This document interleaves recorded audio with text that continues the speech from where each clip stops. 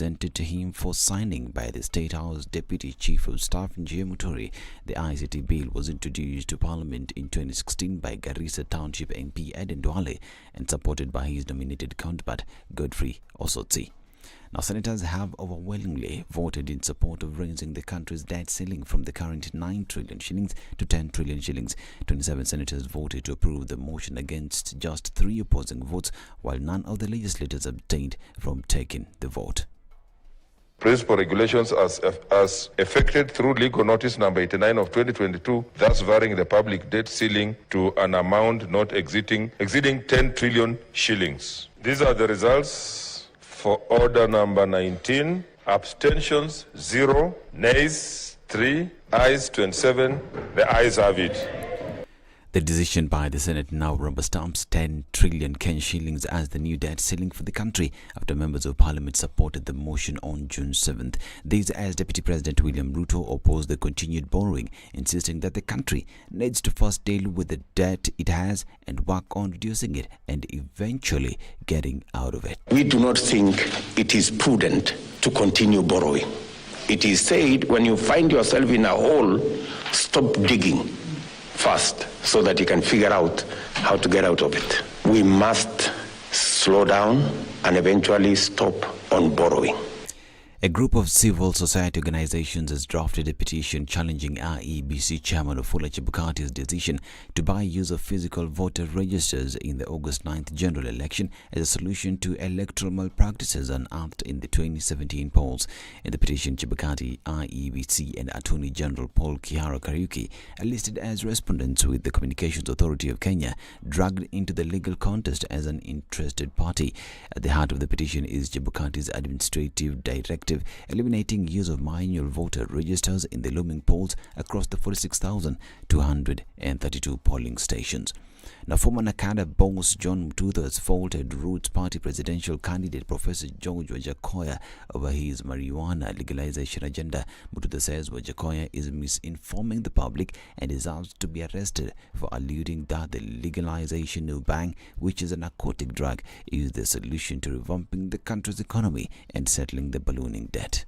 Let him state in a language everybody can understand. Nobody disputes his 17 degrees, but I'm disputing his wisdom in advocating that cannabis can make the economy of Kenya revamp to an extent of being a super world. If that's the case, then how come a whole province in Ethiopia where cannabis is legalized or bang is legalized is still suffering? Right here in our neighborhood. In fact, they are a headache to us. Those people have been involved in controlling this narcotic because they bring in tons that stuff. But are they any? How come Jamaica is not a superpower? The former Naivasha MP said marijuana, popularly known as bang, has dreadful effects and cannot boost the economy. Now, Wiper Party leader Kalonzo Musyoka has threatened to name and shame corrupt leaders if they continue tarnishing his name and tainting the image of the Azimio la Umoja One Kenya Coalition Party. Speaking in Kathiani, Machakos County, Kalonzo called out political leaders in the rival camp against what he termed as politics of insults and name-calling. He chided Machakos Governor Alfred Mutua, who ditched Azimio for the Deputy President William Ruto-led Kenya Kwanza camp, accusing him of tainting his name in bad light. And civil servants will soon join other state officers such as president in the salary review plan proposed by the Salaries and Remuneration Commission. In a proposal to Parliament, SRC wants the salaries and allowances of public officers to be automatically reviewed every 4 years as a means to match the increasing cost of living. If approved, the plan will bridge the gap in the salary review procedure in the public service, which currently does not have a clear timeline. And police in Marsabit County are holding 3 suspects in connection with possession of firearms in an operation that has seen 3 more guns recovered. The suspects, 2 drivers and an Ethiopian national, were dubbed between Segal and Kadge areas where the officers were conducting patrols during the weekend. Further, NPS noted that the ongoing crackdown in the banditry attack-prone area has seen 3 Mark IV rifles surrendered to the local authority through the elders. This is Newswire. I'm Dennis Aseto. Good morning.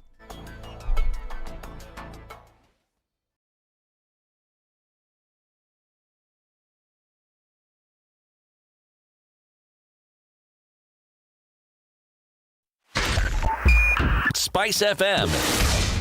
Nyeri.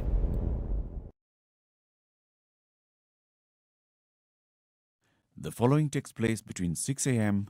and 10 a.m. Have you seen them? Am I live? Yes, it's a very nice outfit, I must say. Good Thank job. you. Asante sana. The compliment is well received. Good morning and thank you. Evan Wasingishi was asking me what channel is SpiceFM. 96.7. Tell them that, right? Yes, now they know. Thank you. It's a pleasure to be here. Pleasure to have What you. a beautiful studio, my friend. I've been to other radio stations, but I've never seen anything like this. Thank you, and it's very nice to be in a modern studio. Absolutely brilliant. And I have to say, it's a very cool ambiance here in your radio room. Just for our listeners, I think it is below zero. Good morning. It's Wednesday. What does it look like around these Nairobi streets? Traffic has just started to build up here and there, and we're looking at the Thika Superhighway, and it's already started to do the thing. A little build up of traffic as you're getting towards the city centre, but still dull roar right now as you're getting into the CBTs where you see the most of the action this morning. Let's take a look at what's happening on the eastern side of things. We're seeing build up of traffic along Kangundo Road, touching onto Outer Ring, Juja Road also touching Outer Ring, and Kanyanja also touching Outer Ring this morning. We're also looking at North Airport Road building up a little bit coming off Mombasa Road, but it's still a few minutes after 6 o'clock, so it's not going to be too terrible, at least for now. We'll likely see a pickup of traffic around 6:30 this morning. Let's talk on SpiceFM KE, shall we? Talk via text on 40127.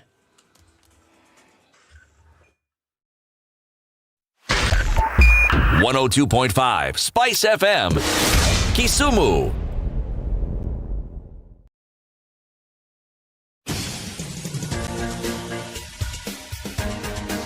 This is the Situation Room, the home of hard-hitting political commentary and penetrating insights about the state of the nation. This is a talk radio experience like no other. The Situation Room, a place for hard truths, debates, and elevated conversations. The Situation Room, witty, political, engaging, deep, controversial. In the room, we have C.T. Muga, researcher, academic, seasoned political observer, a fountain of wisdom in these politically uncertain times. Ndu Okoh, Nigerian by birth, Kenyan by choice, communications expert, Pan-Africanist, a truth seeker and believer in people power, and Eric Latiff, agent provocateur, the man in the chair, seasoned journalist, news hound, a man who believes in punching up, not down. This 8 is the minutes Situation after Room. 6. Hey, good morning. How are you doing? Welcome to Kenya's biggest conversation, The Situation Room. It's Wednesday, the 22nd of June 2022. City. Habari. Fiti kabisa. Na wewe, habari ya wewe? Mimi niko tu. Uko? Yes. That's good. My sinuses have decided to wake up with A bang. Yes. So, I sound dezo. It's because my sinuses are blocked. Pole baba. Pole sana. Alafu mnaweka baridi kwa hii studio. Akina Ednah. Surely. How you doing, Ndu? Me. You well? I am fine, thank you. Good to see you. Good to see you too. Did you sleep well? What do you call that? What? Is it just a scarf or? Oh, sorry, I even forgot that I'm still wearing Oh, it. I have it on. I do. It's not cold. I'm not cold. It's They just have it on. okay. I Come put it on. on. How would you like me to do it? Like this? Then do like this. It's very French. This. So that's French. The style of the scarf. This is very French. Very Okay. Western European kind of thing. Okay. Yeah. Okay. Uko salama leo asubuhi? Niko salama. Nashukuru Mwenyezi Mungu. Siti amevaa ile jacket ile. Ile jacket sio. But just know. You see that jacket? Just know. Pesa inamwagika. Everywhere. Yes. Everybody gets something. You know, there's one benefit of working in this show. One gets to speak their mind. What else would we speak? So, Other people's if we minds. don't speak our mind. Well, when we do the newspaper review, we are not reading our minds. We're reading what other people have thought and written. We may comment, yes, Now that's our thought when we comment, and that's the joy. So, the reference wasn't the newspapers. That was just a background. The reference was in working with the two of you. Yes. It's called recognition. It is a great joy. It's called recognition. City, they use style tell you say you don't Chris. It is a great joy. City, they tell you say you don't Chris. Don't Chris. You don't Chris. You don't mad finish. This is what, if in Kiswahili I was to describe, I would say, ndu anaongea kikwao. Kabisa. Kinyumbani. Kikwao. Welcome to the show, everybody. Today we'll have the full show as well. At 7 a.m. we're going to have the conversations on the East Africa Community's Sexual and Reproductive Health Bill 2021. So we have an East African Legislative Assembly. It does what a legislative assembly should do, which is lawmaking.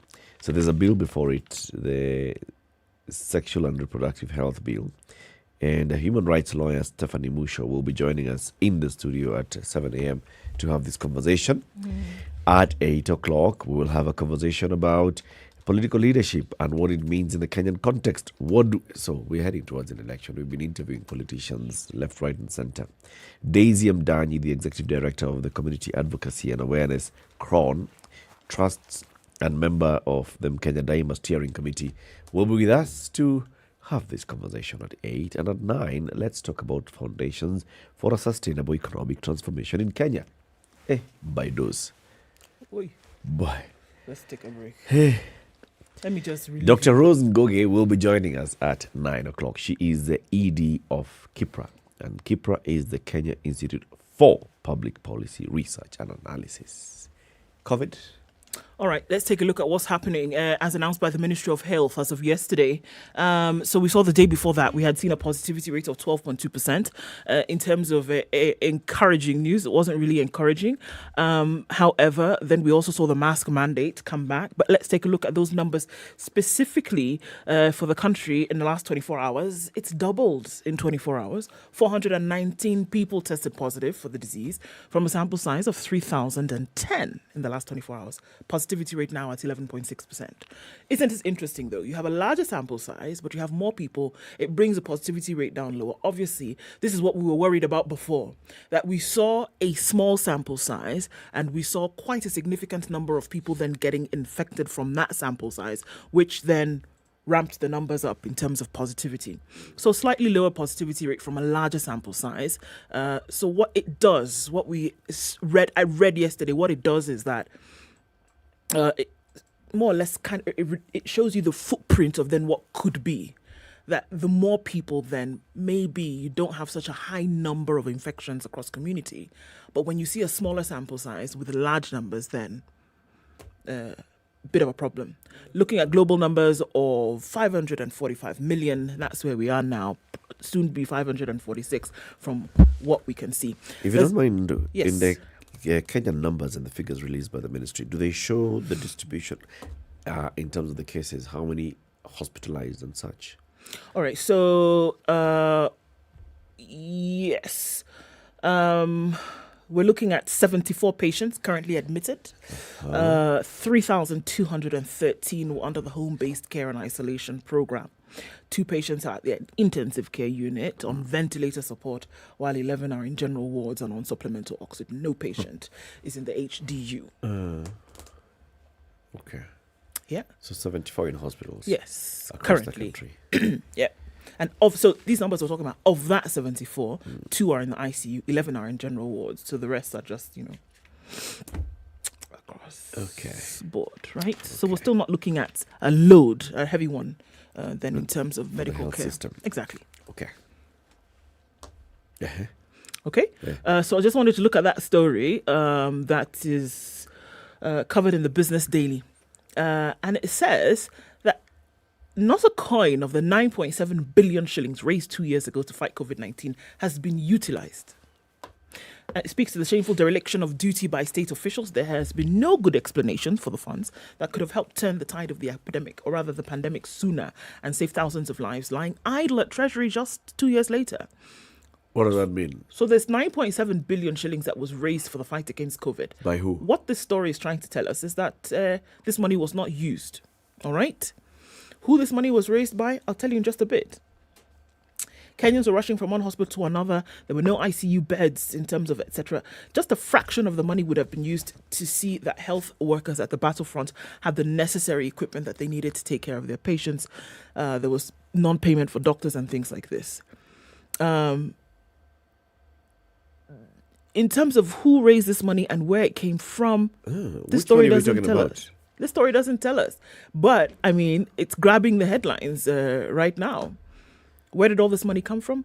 Why has it not been used? Which money are we talking about? 9 billion. 9.7 billion shillings raised 2 years ago to fight COVID-19 that has not been used and is sitting idle at the National Treasury. Really? Is there money that can be sitting idle at the National Treasury at that amount, having not been used for COVID?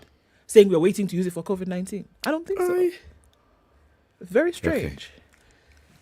It could be the Harambee Committee's money. It but could we be. also know that the Harambee Committee was not taking its money to the National Treasury, No. was it? No. The money from IMF was used.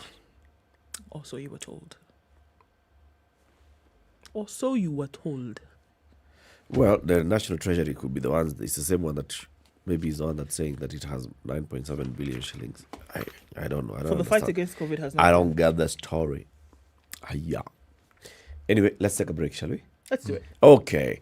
It's 17 minutes after 6. We are live streaming the show on SpiceFM KE, YouTube and Facebook. If you're online, say hello. We'll be saying hello to you shortly. First, we take a look at the weather forecast.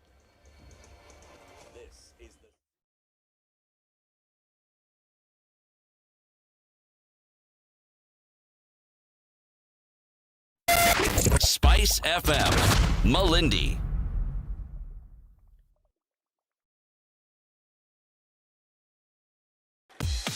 Welcome to Spice FM, the best exclusive radio station bringing you the Cloudy best conditions mix at of 14 the in Nairobi, highs of 24, will come down to lows of 14 today.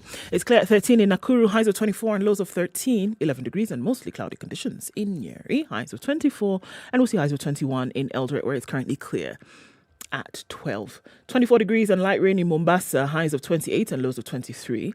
And it's raining in Malindi as well at 25. We'll see highs of 28 and lows of 25. 18 degrees and light rain in Kisumu, highs of 27. And we'll see lows of 18. While at 16 degrees, it's partly cloudy in Kakamega. We'll see highs of 25 and lows of 14. Clear conditions at 16 in Kampala. We'll see highs of 26, 22 and partly cloudy conditions in Dar es Salaam. Highs of 29 and lows of 22. Slightly warmer this morning in Johannesburg. It's 7 degrees. Highs of 13 today and lows of 6. Rain showers in Lagos at 23. Highs of 29 and lows of 23. It's clear at 20 in Kinshasa. Highs of 29. And it'll come down to lows of 20. It's raining in Beijing, where it's 24 degrees going into afternoon Wednesday. We'll see highs of 26 and lows of 22. Mostly clear conditions at 16 in Paris, but there's a thunderstorm warning for later with highs of 26. 26 will also be the high in a clear London, currently at 15. And it's 20 degrees and mostly cloudy in New York till Tuesday night. We'll see highs of 26 and lows of 18.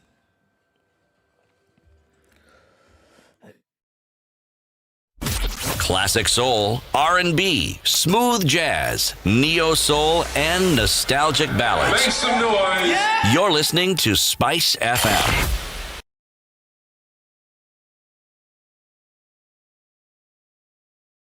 Mature, intelligent talk every morning.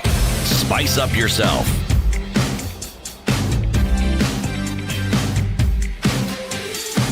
Coming up to 20 minutes after 6. Mornings done right. 94.4 Spice FM, Nairobi. Ugali flour. Uh-huh. It's correct when I say that, right? Yes. He says, good morning from Koru. All is not well. Cost of living is becoming unbearable. Last evening, I bought a packet of 2 kg maize meal. That's what I was looking for. Maize meal at 220 shillings, up from 150 shillings a month ago. I don't know what alternative is affordable. Sirikali's idea, he says. 220 bob for 2 kilos of maize meal is not a walk in the park, guys. Remember last week we had that conversation and we said, you know what? Things that are the staple food of the general population should be almost free. You should be able to walk on it in the street. Not this kind of thing that we are seeing. So, how about that for fueling conversations this morning? Good morning, Eddie. Cases are overwhelming everywhere, says Sibit Yusuf. Tested positive 2 weeks back, but alhamdulillah, I am good now. Karibu Sana. Welcome. Tuned in from Lucky Char. That's where Ibrahim Brian is. Good morning to you all. Spicing up Mombasa. Kajiado is locked from Paul Shamrot.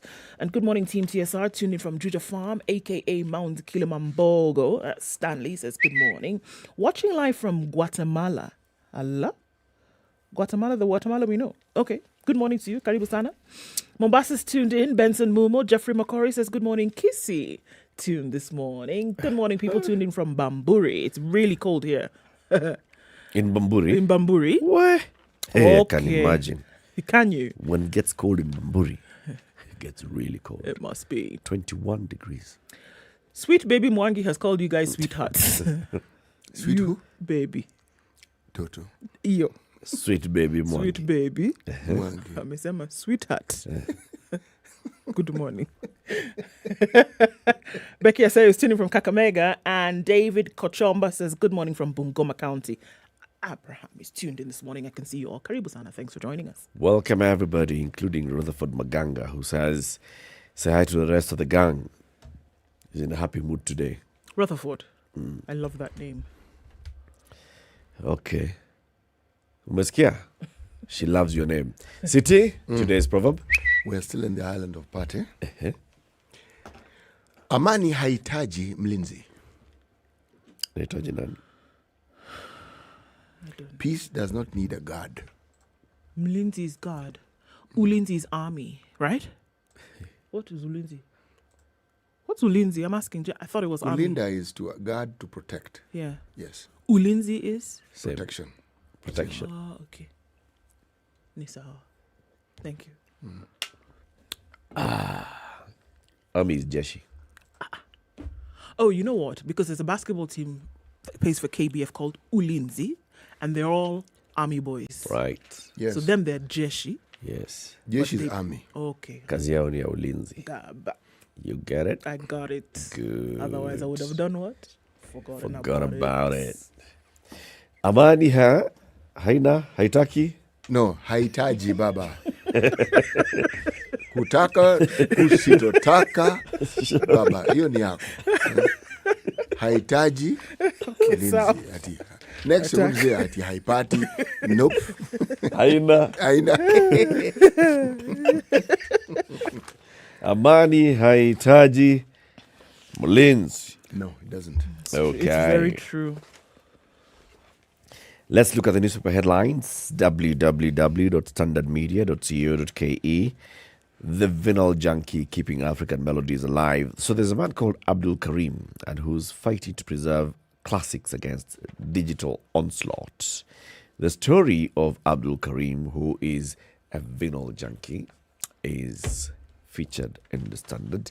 Scan it for video content. It's a nice story about the man. So what are you looking at, Ndu? Okay, so there's a story. It's really interesting. It's like the stuff of, thrillers that's covered on the front page of The Nation today. Cash, crypto deals, and 4 murders. It's like 4 weddings and a funeral. But in this case, 4 best friends who disappeared mysteriously before their mutilated bodies were found dumped in Kijabe Forest and in Magadi led lavish lifestyles on questionable sources of wealth. Some had dabbled in crime. But who wanted these young men dead? Soundtrack, please. Huh? In the movie The Good Liar, Boy Courtenay, a British con artist who lives large and had it all, alongside his friend Vincent, used false identities to deceive people into giving him access to their finances. He makes money from Miss Betty McLeish just a year after she lost her husband. In the end, Roy is caught, becomes paralyzed, and dies. Okay?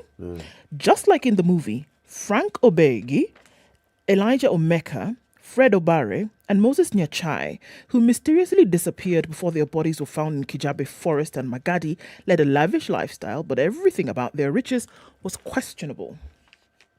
When the bodies of Obegi, Omeka, and Nyachai were found in Kijabe Forest, Mr. Adamson Furaha, the police boss in Larry, said they were in bad shape, having been mutilated. One of them had been partially eaten by wild animals. Their private parts had been cut off, and it seems that they had died through strangulation. They had no identification documents and were naked, he said. A person who claims to be their friend and who goes by the name Babu Moja said with the Twitter handle Babuj on Monday, posted about finding the bodies at the mortuary. He claimed the four were tortured and killed because they conned someone out of 1 million shillings in a cryptocurrency deal.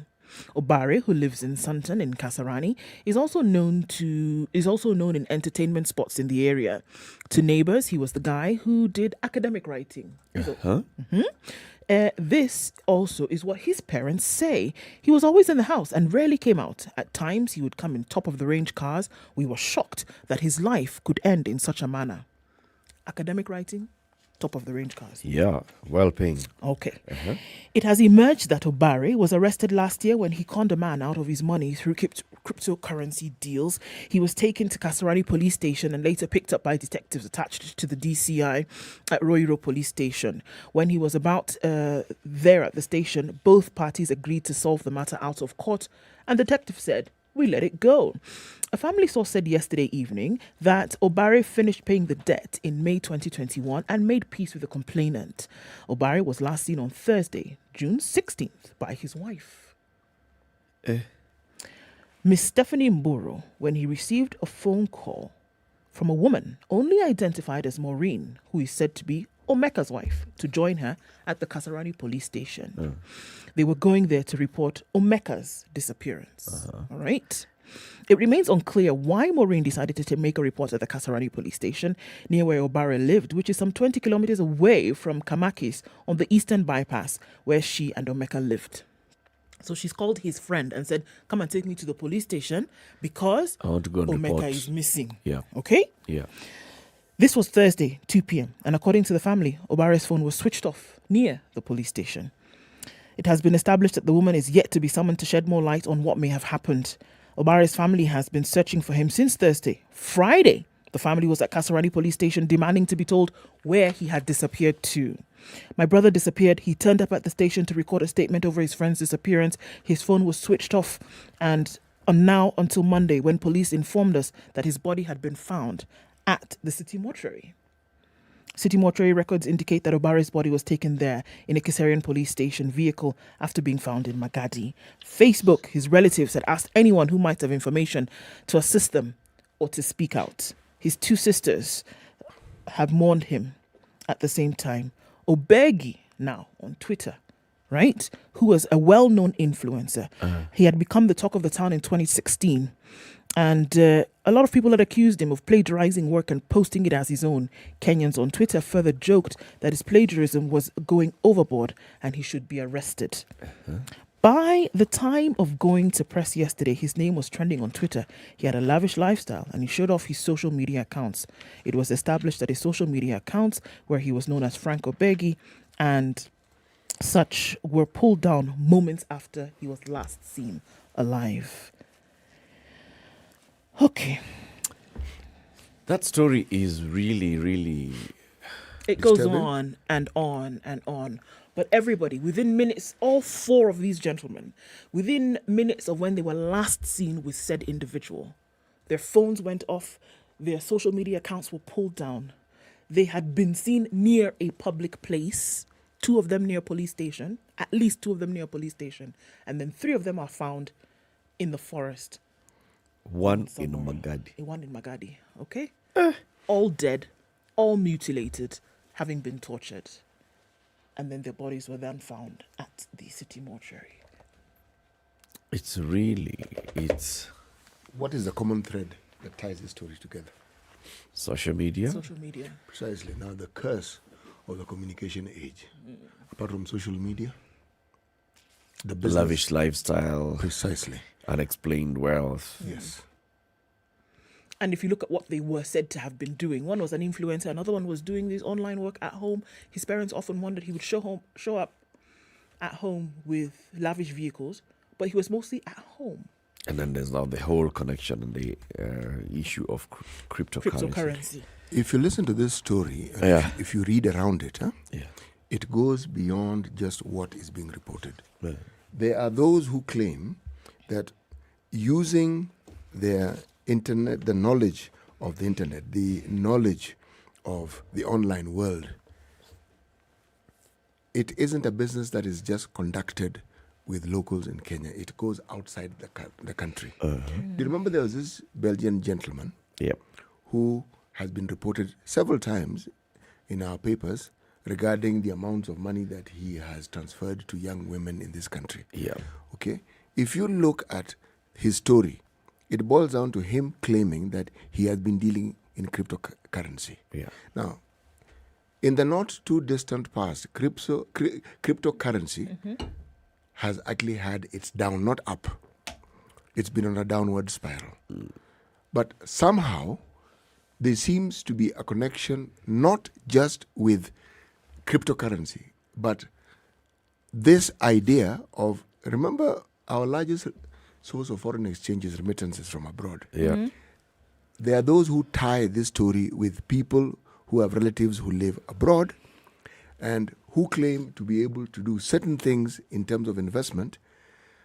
In essence, they lure people into transferring money here through a certain process with the promise that there are ways in which they can double the money. Now, these are just stories, okay? But this isn't the first time we are hearing of such things. And I dare say we're going to hear more of these same stories. The same nation had a big story the other day of how people lost up to 1 billion shillings. In crypto trade, right? Yes. And it was just bizarre. I mean, people depositing money. It's an online Ponzi. It is an online Ponzi with, yes. You know, the Ponzi scheme can work so long as there are people who keep giving in money. It can actually work. But this one it's a quasi-Ponzi because essentially you're being promised something that doesn't actually exist. There's no Ponzi to Ponzi on. There is. People are depositing money into this, so buying the crypto, and then at some point when it matures, you're able to convert from crypto back to shilling, you withdraw. So it's basically a Ponzi, only that now the vehicle here is being called crypto, whatever. It's... You know what I say? And then when it hits its natural plateau, then there are no more deposits. The depositors are not as many as those who are expecting returns. Collapse.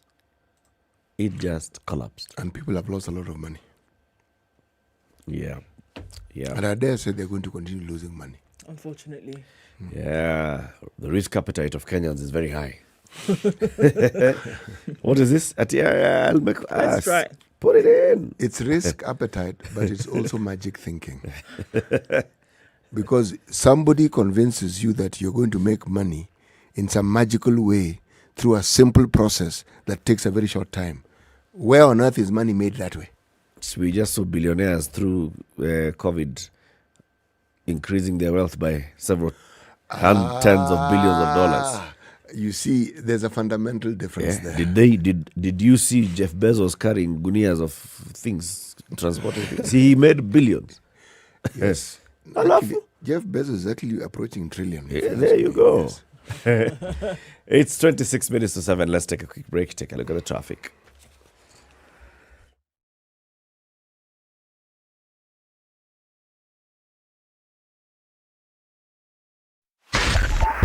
.5 Spice FM, Kisumu. There's so many people peddling what is false and that it bears remarkable resemblance to what is true. Politicians have their agenda, and their agenda is to use every opportunity to sell that agenda and to loot this nation. I have seen major strides that are done in this country when we talk to each other as against talking at each other. We start getting back into the tribal cocoons which were put to us by the colonial powers. You know, they gave us physical freedom but not mental freedom. We're still mentally colonized today into these cocoons of tribe. Now, if you live in an area where it's difficult to find a dog. He's a goat. I kid you not. In which part of this country is it difficult to find a dog? So that you resort. Afande hii umbo yako iko na Hii ni umba special. is All the right, so that North Situation Airport Room. Road section looks like it's going to have a little bit of an issue this morning. Heightened traffic then taking us out towards Outer Ring, which then between that Feather Junction, then heading out towards the Lunga Lunga Junction. Some traffic there. We're looking at bumper to bumper inbound. Jogo Road started early as well. We're looking at in and outbound traffic. Landy's already really early as you're getting to that Kamkunji roundabout is already bumper to bumper. Trying to get then onto Haile Selassie is going to be a bit tricky this morning. But, wits about. Let's do what we can to get out where we're going this morning. Gong Road not looking too bad. Getting out towards Westlands, that's all right. Coming out of Westlands, going to the city, it's all right for now. James Gishuru is likely to clog up, but for now it's flowing free. Waiaki Way, unless you want to see what the other side of the city looks like, you don't really need to use the Red Hill Link Road. But, enjoy the morning. Coming off of Thika Superhighway, just past that Utali Drift, some traffic. Actually, quite a lot of it, and it is bumper to bumper. It's building up on Kiambu Road as well this morning. Keep an eye on things. Nothing too crazy just yet. Likely to get just so a few minutes after 7. Let's talk SpiceFM KE on Twitter. Text for 0127. Are you ready? Okay. Spice FM.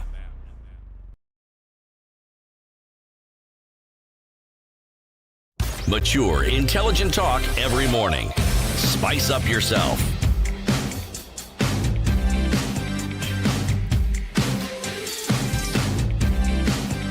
Mornings. It wouldn't be a complete day without the story. 94.4. And the courts, right? The day would be incomplete. Yes. Our friend Philip Kagushia, Deputy Director at EACC, who is now in charge of asset recovery, is doing some work. They have gone to the National Treasury and they have gone to court and sought the court's permission to freeze the accounts of one Tracy Kinge, who's not just an ordinary junior finance officer at the National Treasury and Planning. She surpassed her peers to join the Millionaires Club within 2 years. That's it. You know what we're talking about? Yes. Her average salary from the time that she was employed in January 2020 as a finance officer level 2 has been 50,000 shillings, 954. By March this year, she has reportedly paid herself 36 million shillings from the National Treasury, disguised as extraneous and facilitation allowances. Okay. Ms. Kinge's sudden wealth raised suspicion, which saw the EACC file a suit at the High Court. They say from their findings, they have reasonable suspicion that the 36 million shillings in her accounts is misappropriated public funds, which she paid to herself by virtue of her position. And Lady Justice Asamaina ruled that there is a real danger that Ms. Kinge will hide the funds unless stopped. Therefore, she directed that the accounts be frozen for 6 months to allow the Commission to finish its investigations. The EACC says it received information regarding embezzlement of public funds by Ms. Kinge, and upon analysis of her 2 bank accounts, discovered discrepancies in her salary and the amounts she's received between January 2020 and June 2022. They say in an analysis of the official's first account showed beside her monthly salary of 50,954, she also received 24 million shillings in unexplained allowances. In a bid to conceal the funds, they say, she used part of it to purchase treasury bills for 5 million shillings in a pooled investment. In a second bank account, EACC says the finance officer transferred 11.8 million shillings in a span of 5 months between February 2022 and June 2022. They say that Ms. Kinge tried her loot by opening 2 other fixed bank accounts where she transferred 11 million shillings to conceal the source.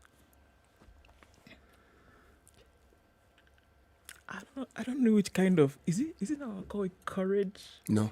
Or that isn't courage. Or it's allowances. No. To be able to divert these things without the mental wherewithal that it will be traced back to you. You know what, basically, City, you know what Ndu is saying? Come on, me sing Shiko. I've heard her. No. I'm saying, that's not what I'm saying. I'm saying, of course, that's what we're saying. That's what we are saying, you're saying. You're doing these things without thinking that somebody will get back to you at some point. Don't you know that you will be caught? No. You think that you've covered your tracks? It doesn't work. It doesn't work that way. You've bought government paper. You have put it in fixed accounts. You've transferred money. And secondly, the thing about that somebody will not ask you how you have 36 million or then 24 million and you earn 50k. The real how question. How many other people are we seeing with 70 million and they have not been asked? 100 and something million. Yeah. The thing is, for whom the bell tolls, my friend. They are in a position. They are in a position to do precisely that. The jobs they have give them that leeway, and these things are never done in isolation. It is not possible. Government money. It is not possible for you to do this hinky pinky ponky with it if other people are not involved. So the question I would ask is, how much money are we really talking about? Okay, this is what she has. Yes. What about the other people who are involved in this scheme? Because, as you correctly surmised, there are people who are smarter than her, who may be involved, but you'll never trace anything of this sort to them. How is she? Sorry. She's the mule. No, she's not the mule. She's the one who got carried away with She's the unfortunate one. She's the one who said this thing is too sweet, I once again. The thing is... she's the one who developed an enemy because ESCC says someone said, wait. Look here. Yeah. See, yes. Go check here. Which means that this was probably part of that and she did a dirty on the person. Yeah, she saw, me, give you more. No. Just take this one. See, I'm giving you, just take what I'm giving you and stop making noise. Stop making noise. So, okay. The person said, let me not make noise to you, but I will go and make noise somewhere else. Yes, but that's how it works out. No, whenever a colleague, an honest colleague who sits there and I earn 50,000 shillings. I've been here longer. You just joined the other day. I'm looking at your lifestyle. I'm like, I don't understand. And this arrogance that you've now developed. Suddenly there's a arrogance. And you have money. What's your problem? You acquire a new persona. Yeah, you're late. And so? Yes. and who are you to talk to me Why like are you asking me if I'm late? What do you mean? That is a valid point because that level of arrogance doesn't understand hierarchy, doesn't understand positions. No. Someone can speak extremely carelessly to even her superiors thinking funny. Because essentially because you have the money, you think you're smarter than them. They've been working for this long. How come they don't have money? What's wrong with people? Yes. Can't they know? And when you ask this, surely. They're not hardworking like me. Mm-hmm. See, me, I've worked very hard for my money. You see the kind of hair she wears? Gosh almighty. Well, how do people live? And you say you work at the treasury. Yes. And you dress like how that. You're dressing. Good Lord. How do people live how do you even travel if you can't drive an XYZ car? Yeah. How? Pressure. But what does it bespeak of? It bespeaks of the malady again of our times. Huh? Yes. The story you just talked about, Ndu, and this one, there's a thread. There is. And if you look, you will find the people involved are not old. Yep. This need for immediacy. To live large. No, to get the riches now. Quickly. To live large now. Yeah. And damn the consequences. Yep. There's no consideration of the consequences. That, I won't get caught. I won't. You push it the back burner. And that even if you do, you already know what you'll do. But look, now in this case, you won't. The other tragedy is, again, if we take the view that other people are involved, it begs the question, which government ministry is then safe? Yeah. Because all government ministries receive money. All of them. All government ministries, all government projects receive money. So you tell me, where does it stop? It doesn't stop. And how do we even stop this bleeding? Where do you start? Yeah. You cannot really just point a finger and say, State House, do... No. Anyway, City, what else are you looking at? My friend, I'm looking at a very interesting story. This one I don't have to look for some 10 minutes before I actually find it. Yeah. Yes. Right. Again, this story was just here.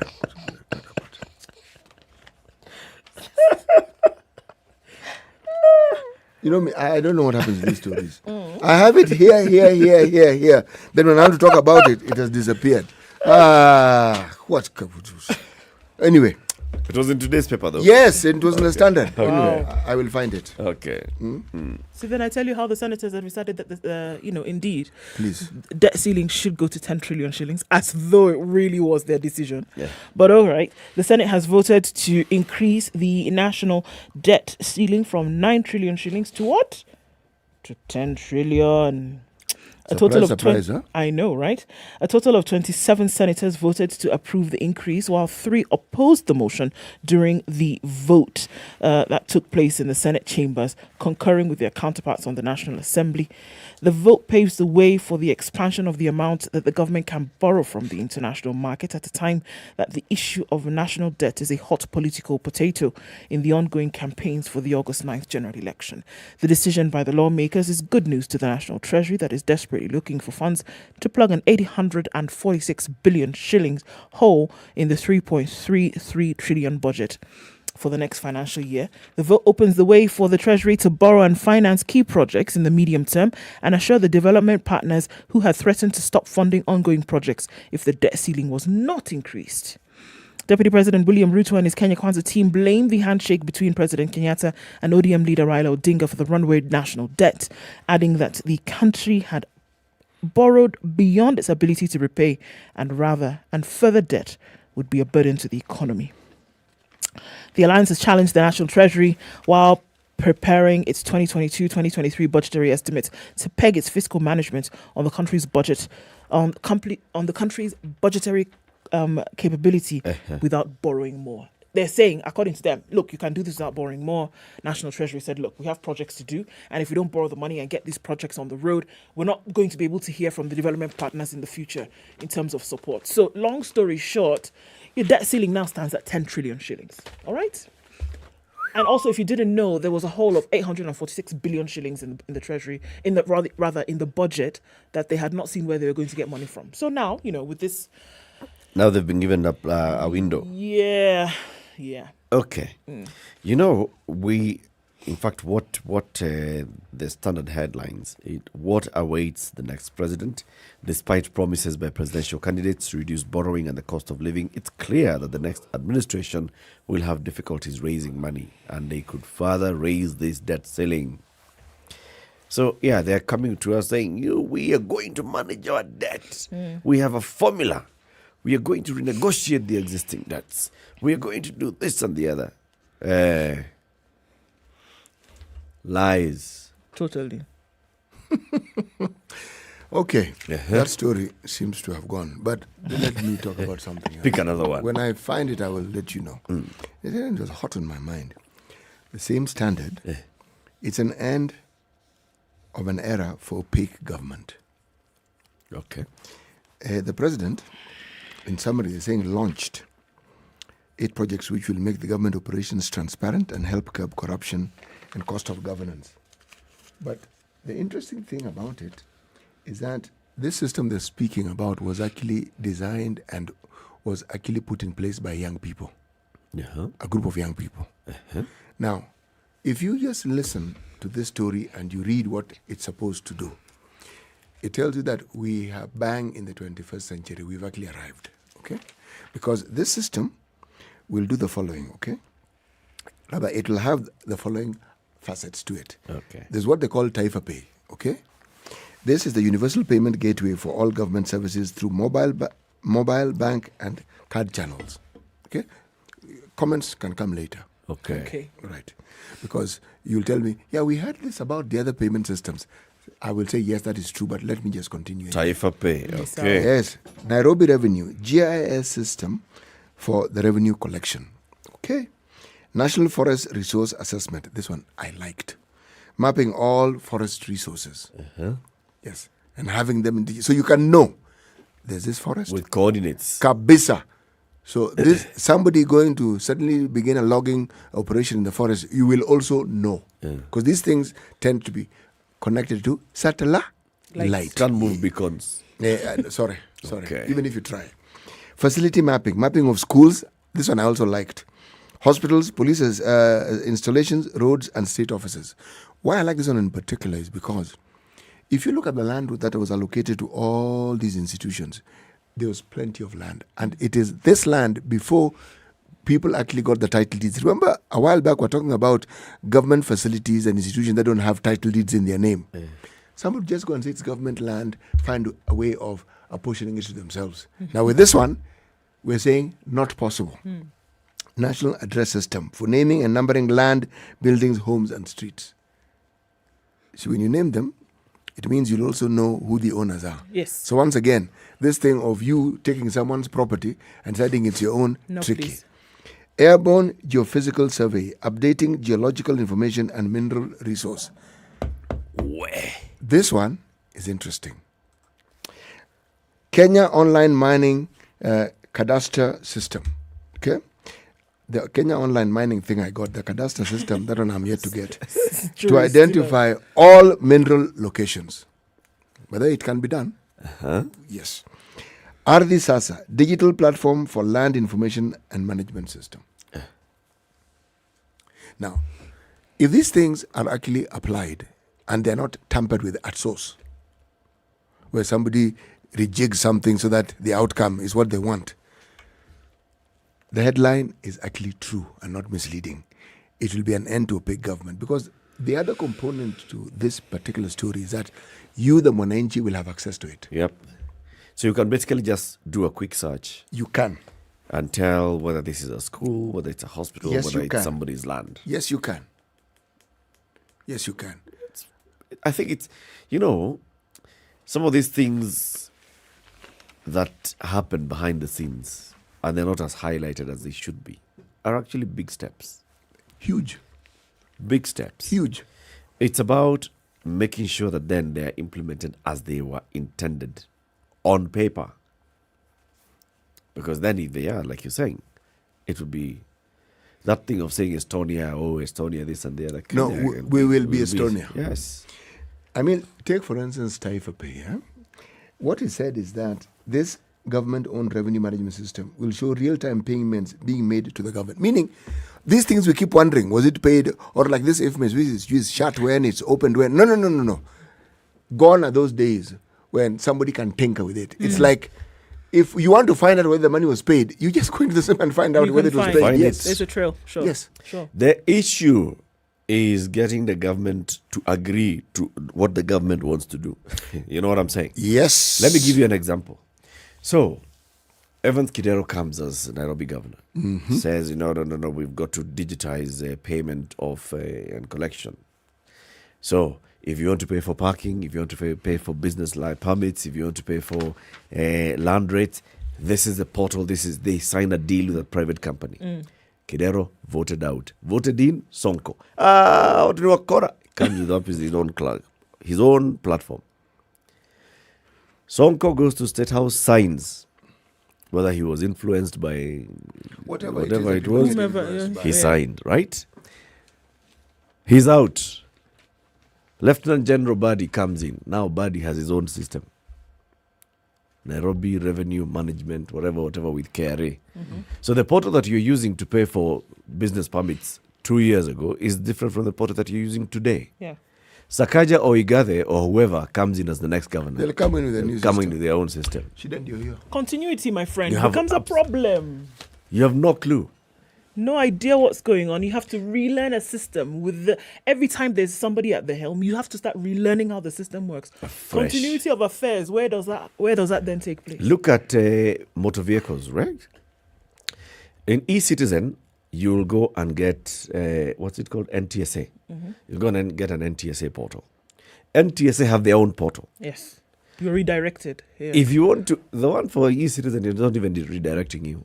If you want to renew your driving license on eCitizen platform, you can get it on 1 year. On the one for NTSA, the 3 years, etc. All over the place. There's no connection. That you can't, in this case, you see how you said now that if my system has a trail, you can see who has paid. In this case, you can't. You have no clue. You say, okay, actually, you know what? My first driver's license I got in 2001. Which system are you going to go into to check and see shows the trail like this? There's nothing. Because in that period of time, it has changed. From this to this to this to this. You start afresh every time. Yeah. Ridiculous. There was a time when there was a system that was favored by government entities. It's an ERP system. It's enterprise resource planning. And many government institutions went and bought it. The idea was, with this system, everything that the institution does is in the system. All harmonized. Yeah, precisely. Yeah. So whether it is procurement, whether it is what, so you can tell. So if, say, for instance, you want to buy something in the government, you log it into the ERP system. And then you can trail and follow. It has moved from here to here. It has gone from here to here to the point where it's actually being paid. Hey? Institutions bought equipment worth millions of shillings, tens of millions of shillings, which didn't work. Yes. No. The equipment may have worked. Okay. And those who sold it showed you how it worked. Then they trained the people. God It Almighty. didn't work. I get what you mean. God, It didn't work. God Almighty. God Almighty. 3 or 4 systems later, and it follows the trend you're saying, where a new boss comes in and says, no, this ERP system, but it's been bought. It's there. Let's get another one. Get another one from a different supplier. Different platform altogether. Actually, it renders the previous one completely obsolete. Yeah. Indeed. Can I tell you a story? Yes. Very quickly. Do we have time? Happy story, yo. It's not happy, yo. The court has stopped the mandatory vaccination of children as petition slated for hearing. So there was, at first they said, look, now we can get vaccination of children. Now we're talking about not COVID, other diseases. Okay. A high court judge has barred government from it, and this is, okay, so COVID plus others, right? Has barred government from administering COVID-19 vaccines on children in schools until the termination of a petition challenging the government's decision to enforce mandatory vaccinations. So this was about 6-7 months ago when we had heard that schools were opening and they were trying to get as many vaccinations in, and the committee decided that they were going to vaccinate children between from the age of 15. Right, going up. Justice Anthony Mrema, surprise, surprise, also stopped the Ministry of Health and its agents from administering the vaccines in churches, mosques, and other places of worship. So there were drives that would take place in churches. Remember, we see the posters? They say there will be a vaccination drive this weekend, blah, blah. Judge said no. The directions emerged from a case filed last year by 2 civil society groups and 11 private citizens opposing directives issued by the Health Cabinet Secretary requiring everyone seeking in-person government services to be fully vaccinated. The court case involves 5 consolidated petitions. The disputed directive also required citizens to provide proof of vaccination before accessing in-person services from the government institutions. The directives issued on November 21st, 2021 also required children, or rather everyone, to provide proof of COVID-19 vaccination to have access to public transport and public spaces such as national parks, hotels, bars and restaurants. In addition, the directives require that all drivers, conductors, border operators, pilots and air hostesses be fully vaccinated and carry proof of such vaccination at all times. Finally, it sought to restrict all indoor gatherings to 2/3 capacity with proof of vaccination for all attendees. Winfred Clarkson and a bunch of other people said, sorry, we don't want this. And so Justice Mrema has granted their request partially until we hear this. Until you hear this. All right. So this mandatory vaccination of children in high schools, no.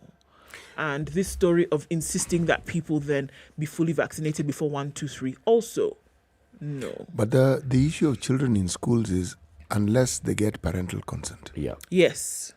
But, I thought that was a given. So you would think. Yes. Many parents were complaining. Many parents complained that they were not talked to. They were not spoken to. Healthcare workers would come to a school and we are doing a vaccination, so just get vaccinated. And then you... No, that is wrong. Parents were complaining. And I don't think even 2 weeks into the directive that it had happened that parents were complaining that my child has been vaccinated unbeknownst to me. No, that was wrong. There's no other way to put it. It was wrong. So let's wait to hear how this case goes and also those others. If vaccination is not a mandate in Kenya, why is it a mandate through the back door? Remember the issue of the public servants? Yes. Exactly. Similar thing. Yep. Yep. Kenya's biggest conversation. Time for us to hear the news and the latest, and then we get into conversations that we're going to have this morning.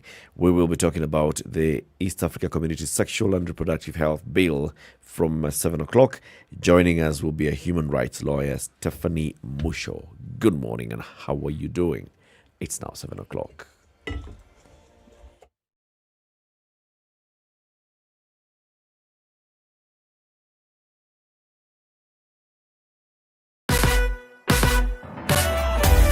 Sugar and spice and everything I know. SpiceFM.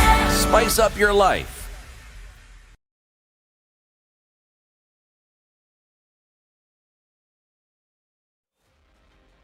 The latest news from around the world. 94.4 Spice FM. President Uhuru Kenyatta has rejected a highly contentious bill that sought to have all local ICT practitioners licensed and registered by a council. The head of state sent the bill back to Parliament alongside the Insurance Professionals Registration Bill of 2020 and the Higher Education Loans Bill of 2020 with memoranda after they were presented to him for signing by State House Deputy Chief of Staff Nyeri. The ICT bill was introduced to Parliament in 2016 by Garissa Township MP Ednah and supported by his nominated counterpart Godfrey Osotsi. And senators have overwhelmingly voted in support of raising the country's debt ceiling from the current 9 trillion shillings to 10 trillion shillings.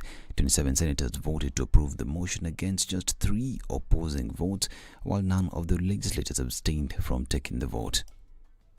Principal regulations as effected through legal notice number 89 of 2022, thus varying the public debt ceiling to an amount not exceeding 10 trillion shillings. These are the results.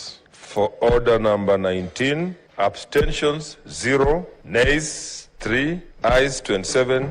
The ayes have it. The decision by the Senate now rubber stamps 10 trillion shillings as the new debt ceiling for the country after members of Parliament supported the motion on June 7th. This as Deputy President William Ruto opposed the continued borrowing, insisting that the country needs to first deal with the debt it has and work on reducing it and eventually getting out of it. We do not think it is prudent to continue borrowing.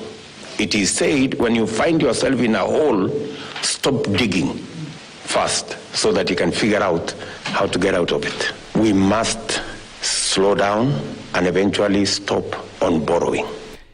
A group of civil society organizations has drafted a petition challenging IEBC chairperson Wafula Chebukati's decision to buy use of physical voter registers in the August 9th general election as a solution to electoral malpractices unearthed in the 2017 polls. In the petition, Chebukati, IEBC and Attorney General Paul Kihara Kariuki are listed as respondents, with the Communications Authority of Kenya dragged into the legal contest as an interested party. At the heart of the petition is Chebukati's administrative directive eliminating use of manual voter registers in the looming polls across the 46,232 polling centers. And former Nakada boss John Mutudha has faulted Roots Party presidential candidate Professor George Wajakoya over his marijuana legalization agenda. Mutudha says Wajakoya is misinforming the public and deserves to be arrested for alluding that the legalization of bhang, which is a narcotic drug, is the solution to revamping the country's economy and settling the ballooning debt. Let him state in a language everybody can understand. Nobody disputes his 17 degrees, but I'm disputing his wisdom in advocating that cannabis can make the economy of Kenya revamp to an extent of being a super world. If that's the case, then how come a whole province in Ethiopia where cannabis is legalized or bhang is legalized is still suffering? Right here in our neighborhood. In fact, they are a headache to us. Those people have been involved in controlling this narcotic because they bring in tons that stuff. But are they in the reach? How come Jamaica is not a superpower? The former Naivasha MP said marijuana has dreadful effects and cannot boost the economy. And Wiper Party leader Kalonzo Musyoka has threatened to name and shame corrupt leaders if they continue tarnishing his name and tainting the image of the Azimio la Umoja One Kenya coalition party. Speaking in Kathiani, Machakos County, Kalonzo called out political leaders in the rival camp against what he termed as politics of insults and name-calling. He chided Machakos Governor Alfred Mutua, who ditched Azimio for the Deputy President William Ruto-led Kenya Kwanza camp, accusing him of tainting his name in a bad light. And civil servants will soon join other state officers such as the President in the salary review plan proposed by the Salaries and Remuneration Commission. In a proposal to the Parliament, SRC wants the salaries and allowances of public officers to be automatically reviewed after every 4 years as a means to match the increasing cost of living. If approved, the plan will bridge the gap in the salary review procedure in the public service, which currently does not have a clear timeline. And police in Marsabit County are holding 3 suspects in connection with the possession of firearms in an operation that has seen 3 more guns recovered.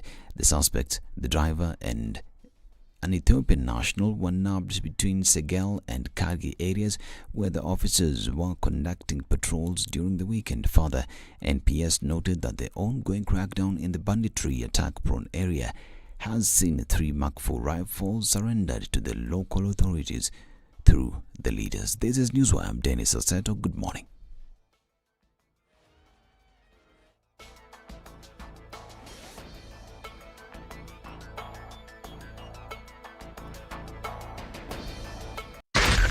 SpiceFM, Nakuru. All right, North Airport Road going out toward the Eastern Bypass is where we'll see some of it this morning. And also on Outer Ring, that started really earlier. Not quite sure what's causing that inbound traffic. Lunga Lunga is also doing the thing, and we're looking at in and outbound traffic connected to Jogo Road, which as you get towards Botella and then out towards the City Stadium roundabout, that has already started to build up. Landis Road is doing the thing this morning, and that Kamkunji roundabout. Uhuru Highway is not looking pretty this morning, and that started really early, and we're looking at the Nyeri Stadium out towards the Haile Selassie Junction. Langata Road also started towards the interchange, and we're looking at some action in that community area coming off Ngong Road. The Thika Superhighway now has done it. Boom, boom, and some more boom. Now we're looking at way past that Outer Ring Junction. We're probably going to seep well into Kiambu County today with what we're seeing right now. Kiambu Road also in and outbound traffic. Limuru Road also doing that thing. We might start traffic hour early this Wednesday. We'll have a look at things. Let's know what's going on where you are. Let's try and keep safe. We're looking at poor visibility in certain parts of the city today. And also in the country. Let's talk on SpiceFM KE on Twitter. Text 40127.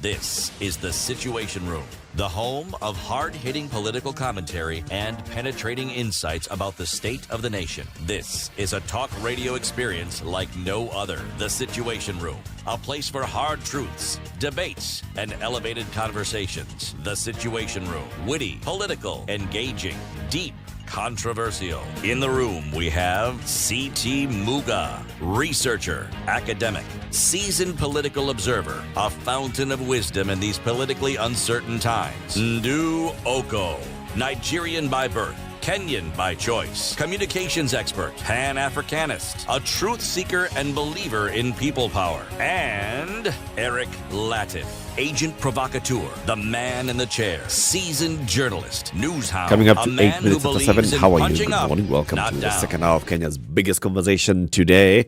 We have a guest in the studio. Before we welcome her and introduce her, let's hear the day's proverb. City. From Pate Island. Amani haitaji mlinzi. Peace does not need a guard. Actually, I differ with this particular proverb. Okay. Peace does need a guard and peace does need protection.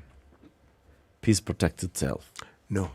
Peace is the one variant that people are constantly interfering with.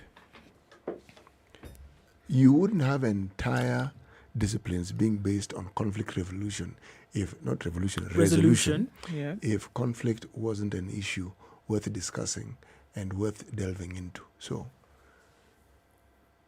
where you have conflict, you don't have peace. This is true. So peace is threatened. In fact, you could argue that there are two medical and quasi-medical disciplines, counseling, psychology, and then psychiatry. What are they based on? The entire discipline is based on just that understanding that human beings tend to have issues that bring about conflict in their lives, and in so doing manifests itself in conflict with others. So, peace is certainly threatened, and it certainly needs to be protected. My view. Okay. C'est vrai? Yesterday you said haiji ila kwa ncha ya upanga. Ndio hivyo, ilikuwa ni jana. Sasa ikisha kuja haitaki mlinzi. Ya jana ni ya jana baba, hii ni ya leo. Si ndio amani tu? Ama kuna amani ya jana na amani ya leo? Hapana, amani ya jana. You have a point actually. You do have a point. Ni amani. I don't know what the point is. It's okay. Yes, but I know what it is. But you know the point. I know what the point is. So, Stephanie Musho is a human rights lawyer. She joins us now in the studio. Welcome, Stephanie. Thank you so much, Eric. Very good morning to you. Good morning. You know, Ndu has been telling us about traffic. Yeah. You've come in at this time of the morning. Yeah. How is it getting here? Actually, it was pretty fast. Yeah. And I didn't use the expressway, by the way. Mm-hmm. Yeah. It was pretty fast. Just using Mombasa Road. Just Mombasa Road. See, the expressway works. See? Expressway It works when you use the down road. Yes. Yeah. Yes. Welcome to Kenya's biggest conversation. Asante, it's good to be here. We're going to talk about the East Africa Community's Sexual and Reproductive Health Bill of 2021, and you'll tell us a lot more about it. But tell us what you do. Well, I am, as you said, a human rights lawyer working around gender and reproductive justice. So I'm very passionate about those issues. I was a teenage mom myself, and so I think that's what galvanized my interest into, championing sexual and reproductive health. But when I'm not working, I'm doing fun things with my daughter, like TikTok videos. You're mothering. I'm mothering, so that's what I do. Yeah. Okay. Mm-hmm. So I'm assuming that I'm not assuming. So the East African Community Sexual and Reproductive Health Bill is before IALA. Right. Who took it there? Why is it there? Why is it important that it goes to the East African Legislative Assembly? Yeah. So the bill was sponsored by Honorable Kennedy Mukulia. This is a South Sudanese national representing, South Sudan at the Legislative Assembly. If you look at the issue of sexual and reproductive health in Africa and even the world over, these are issues that are under attack. But specifically for East Africa, we do not have substantive laws, legal frameworks that give effect to how we're going to reduce teenage pregnancies and how we're going to have assisted reproduction. So all these things are operating kind of in a vacuum. And so, we've tried at national level to pass this, these laws in Kenya twice, and that has failed. So, and a lot of parallels could be drawn, across East African countries. And so because there's that lack of a framework, Honorable Mukulia and his colleagues thought that it would be, great to have that at regional level. What are the highlights of this bill? So it talks about ending teenage pregnancies. It talks about menstrual hygiene. It talks about assisted reproduction. Talks about safe abortion, access to contraception. There's also the issue of forced sterilization, where HIV positive women are forcefully sterilized, and it seeks to end that. It seeks to end gender-based violence, FGM. So it's quite comprehensive. But when we talk about sexual and reproductive health and rights, we think it's a women and girls issue. But this, it's also a men and boys issue, and it's very clear in the bill that it also talks about issues of SRHR for men. Mm-hmm. Okay.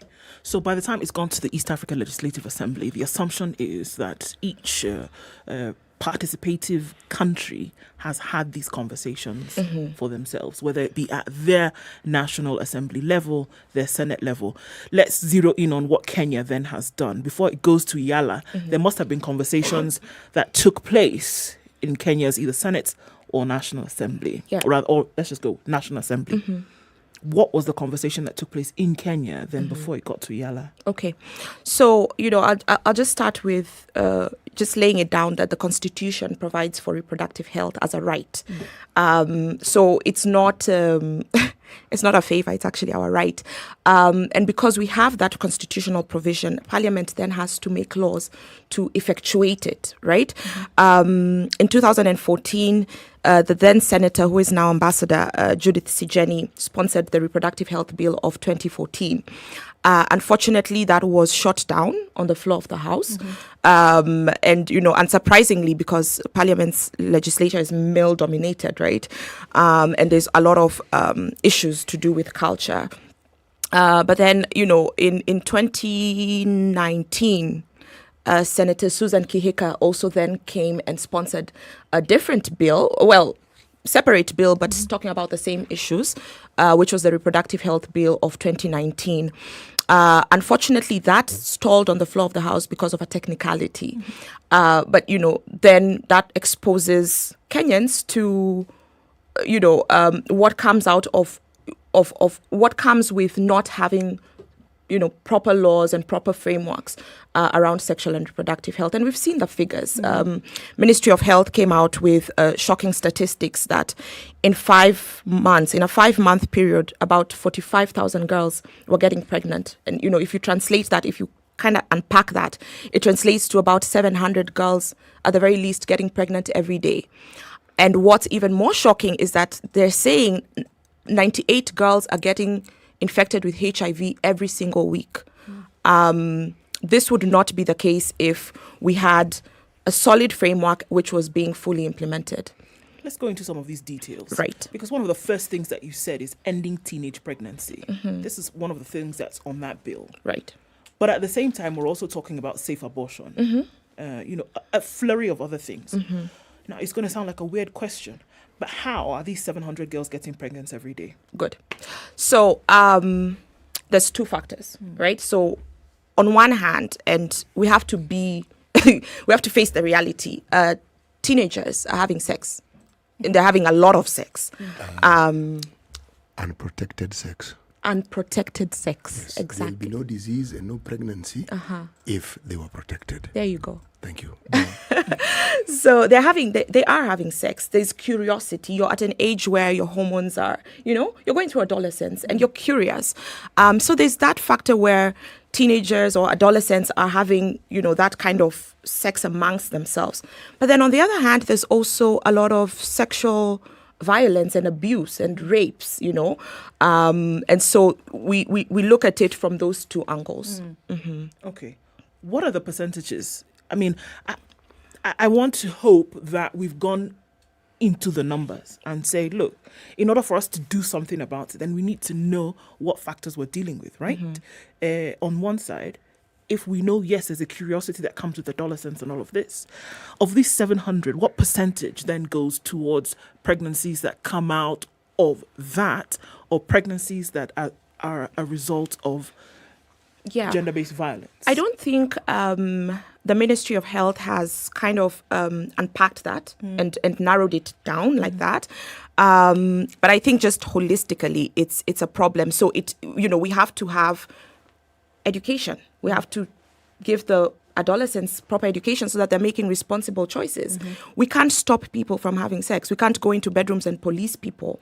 But we can give them the information that they need so that they make those responsible choices. Have protected sex, get onto contraception. But then on the other hand, we need the ministries, and I think I've also been a bit unfair to the Ministry of Health, because it's not just a Ministry of Health issue. It's a Ministry of Health issue. It's a Ministry of Education issue. It's a Ministry of even sports and culture. It's great we have the Kipchoges and they're doing amazing in the sports thing, but I think we always forget that this ministry is a ministry of sports and culture, and that culture aspect of it, we have to really bring that in, because it's harmful traditional practices and horrible cultures that are also perpetuating some of these figures. So I think the different ministries have to work in concert, as well, to tackle this and to also get that specific data that you're asking about. The subject of reproductive health and issues around it is actually a very big topic. It's a big subject, because right now, HIV seems to have taken a position that can best be described as a backwater position when we're talking about diseases or health matters in this country. And yet there is a resurgence of HIV infection among young people, more specifically young women. Yes. So even if that legislation is passed, and we now have legislation that supposedly covers this very, very important subject, the problem has always been, how do you ensure that the people who are most likely at risk benefit from such legislation? Yeah. And that's a valid point, because we keep saying in Kenya we have solid laws and policies. The issue then lies in the implementation of it. Yes. If you look at what's happening in Kenya, we don't have a strict adherence to the rule of law. There's impunity. So if you look at the doctrine of separation of powers, where each arm of government is supposed to have checks and balances, to ensure that legislation is doing what they need to, the legislature rather, the judiciary and the executive. In Kenya, we have seen that, and I'm going to call it what it is. If we look at the president's nullification, the election nullification, President Kenyatta said, we're going to revisit this. That was a threat to the judiciary, meaning then the judiciary is not going to act independently. And that's what we're seeing in Kenya, where even on issues of sexual and reproductive health and rights, the judiciary has put out progressive rulings. The legislature has failed to do its part. The executive, who is supposed to implement this, is also failing to do the part. Now, with this bill, I think it kind of provides a remedy for that, because there's mechanisms. So each state, once this bill passes and becomes law, each state of the EAC is required to provide a status report every 2 years. And this report is going to be tabled in the Legislative Assembly. They're going to discuss it. And there's the East African Court of Justice. So, for example, Rwanda can say, Kenya, you guys are not doing what you're supposed to do. Mnaturudisha nyuma sana. And they sue Kenya at the EACJ, right? So there's that kind of accountability at regional level that we rarely get to see at national level. So I believe that, with this bill, there'll be that kind of push to get not just have the law in place, but have it work. So the implementation of it. The framework I like, Mm-hmm. but then health and everything that goes with it falls under the ministry. Mm-hmm. Now, in the absence of adequate allocation of funds to ensure that these things are done, and also ensuring that the funds that are actually allocated are used for the purposes that they were intended for. Mm-hmm. This is really where my problem comes in. Mm-hmm. Because for the longest time, very many issues that have to do with reproductive health Mm-hmm. are funded. The Kenyan government does its bit, but they are funded. But over time, I'm being polite in my conversation here, yes. HIV was fully funded, not partially. Now, the preparedness that brings about the results that you envision Mm-hmm. would have to do with the government actually taking full responsibility of these particular issues, activities, and the funding. Do you see a situation where we will have the Kenyan government allocating adequate funds to meet these needs? I absolutely agree with you. If you look at, I don't know if you've heard about the global gag rule. In the US, it kind of gets us to a place where our sexual and reproductive health as citizens of the global South are dependent on what's happening in the US or, in Western countries. So I absolutely agree with you that the government must increase budgetary allocation. 95% of what is spent on SRHR in Kenya alone comes from the US. So we definitely have to, have some conversations there around getting increased budgetary allocation on SRHR. And I think this is an amazing time that, we're discussing these issues because we're going into election. Are we holding our leaders accountable as to issues to do with gender and reproductive justice when they come and ask for the votes? And, I'm going to also, plead with the Kenya Editors Guild to also include some of these questions in the gubernatorial debates and the presidential debates. Because, yes, it's great to talk about development. It's great to talk about agriculture and finance. But, could we also have some questions as to how the candidates, are going to prioritize these issues, including on resourcing them? When it comes to all these matters of sexual and reproductive health rights, you've talked about the various attempts. The first attempt by the Honorable Sijanyi in the National Assembly, this other one by Susan Kihika. The kind of reaction that you have received, I'm sure, is not only unique to Kenya. If you go to all the 5 East African community states, you'll get similar reaction. So why take it to the East African Legislative Assembly if the partner states themselves cannot even have these conversations? Isn't that just showing us that we need to start somewhere else?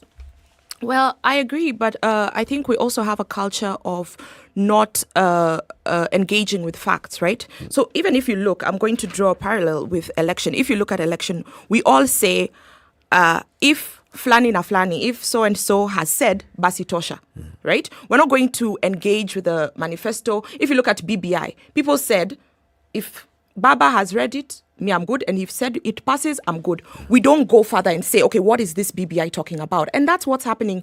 And what happened with the reproductive health bills is that the opposition, led by the Catholic Church, led by Western-funded organizations, came out and said this is an abortion bill. Right? And that's what we took, and that's what people take. So, and that's why, we're working to come onto platforms like this so that we can unpack these bills, these laws, so that people understand, okay, fine, yes, it talks about safe abortion, which is, sensitive, but it doesn't provide for abortion on demand, for example. It aligns exactly with the Constitution. But when it's termed as an abortion bill, it takes away from the true essence of it. So it's important that, we also have these conversations, like you say, to get people to engage with it. I think at the East African level, for me, it's just about the accountability, because at national level, we have failed on accountability. We have failed, if you look at our parliaments and how fast they pass bills, or pass laws that, benefit them financially. It's very fast. But the issue of reproductive health, 12 years since we passed the Constitution, and we're still counting, has yet to be effectuated, You will also, of course, recognize that issue was a contentious issue even during the referendum of 2010. Absolutely. Those 35% or so who voted no, many of them were voting no because of this issue. So why don't we start by having a conversation, like a national conversation? People such as yourself, members of parliament, like-minded people, separate conversations. There's a conversation about sexual health and abortion. There's a conversation about reproductive rights. For example, like you said, assisted reproduction, with issues of surrogacy, IVF, and the others. Unpack those. Let people discuss those separately from those that are talking about abortion. Abortion is a contentious issue. Approach abortion in a different way so that we have a national conversation about abortion. When we bring in the facts, yes, we'll have the facts, and we have all those facts. Are people having sex? Yes. Underage or adults? Are people getting unwanted pregnancies? Yes. Are people procuring abortions? Yes. Are they procuring unsafe abortions? Yes. So we have those conversations, because I think it's important that we have that conversation. But if you go to the legislation side, history is showing us that we are not moving. Right. Even this bill itself in the EAC Legislative Assembly has had to be withdrawn so that they can discuss it further and add meat to it. I do agree with you. We definitely have to have these conversations, and we have to have some difficult conversations. But Eric, I will remind you that it is not a favor, it is a right that is enshrined in the Constitution. Article 43 of the Constitution gives rights to reproductive health. Article 26(4) of the Constitution provides for certain circumstances where abortion is permitted. So whether we talk about it or not, whether we like it or not, it is the law. Right? Parliament could come and tell us that 50% tax now on income. And we can discuss it. Yes, everything. I think the time for, talking about whether 50% tax is good or not is before. But once it passes and becomes law, then it is the law. Whether we like it or not, KRA will take away the 50%. And that is exactly what it is with SRHR. We have the Constitution. We are a party to the Maputo Protocol, which in Article 14 gives rights to reproductive health. We are a party to the CEDAW, and the same Constitution tells us that international law will form part of this law. Right? So all those treaties and conventions and protocols that Kenya has signed at international level become law of this country, and we are obliged to follow that. But even the Constitution, which is the Magna Carta, it's like the Bible, right, tells us that we have the right to reproductive health, tells us we have certain circumstances where we are permitted to seek abortion. So it is the law. And so we have to follow the law. That is what the rule of law is. I agree with you. Right. Everybody needs to be on board. The law, is it human? What is it that you lawyers say? The law for man or man for law, right? Which one takes precedence? Do you want to have a law and then people are still complaining about the law? Or do you want to have a law where everybody says, yes, we agree, or at least a vast majority says yes? But Eric, we did this before we passed the constitution. You said it yourself. It was a very contentious issue. You know, there was a lot of consultation, right? Even with the East African legislative, this particular bill, it's coming up for public participation, where Kenyans and Ugandans and all the citizens across the community are able to put in their memoranda and say what it is about the law that they like, or what it is about the proposed law that they do not like. So there's that opportunity also to still have this discussion. Let me put the cart before the horse here, just a little bit.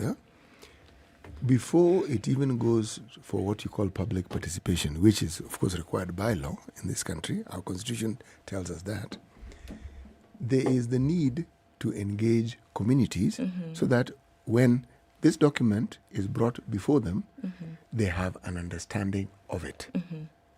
Now, that bit is what Eric was referring to, because if you want to bring people on board, you don't wait until the document is out and then present it. No.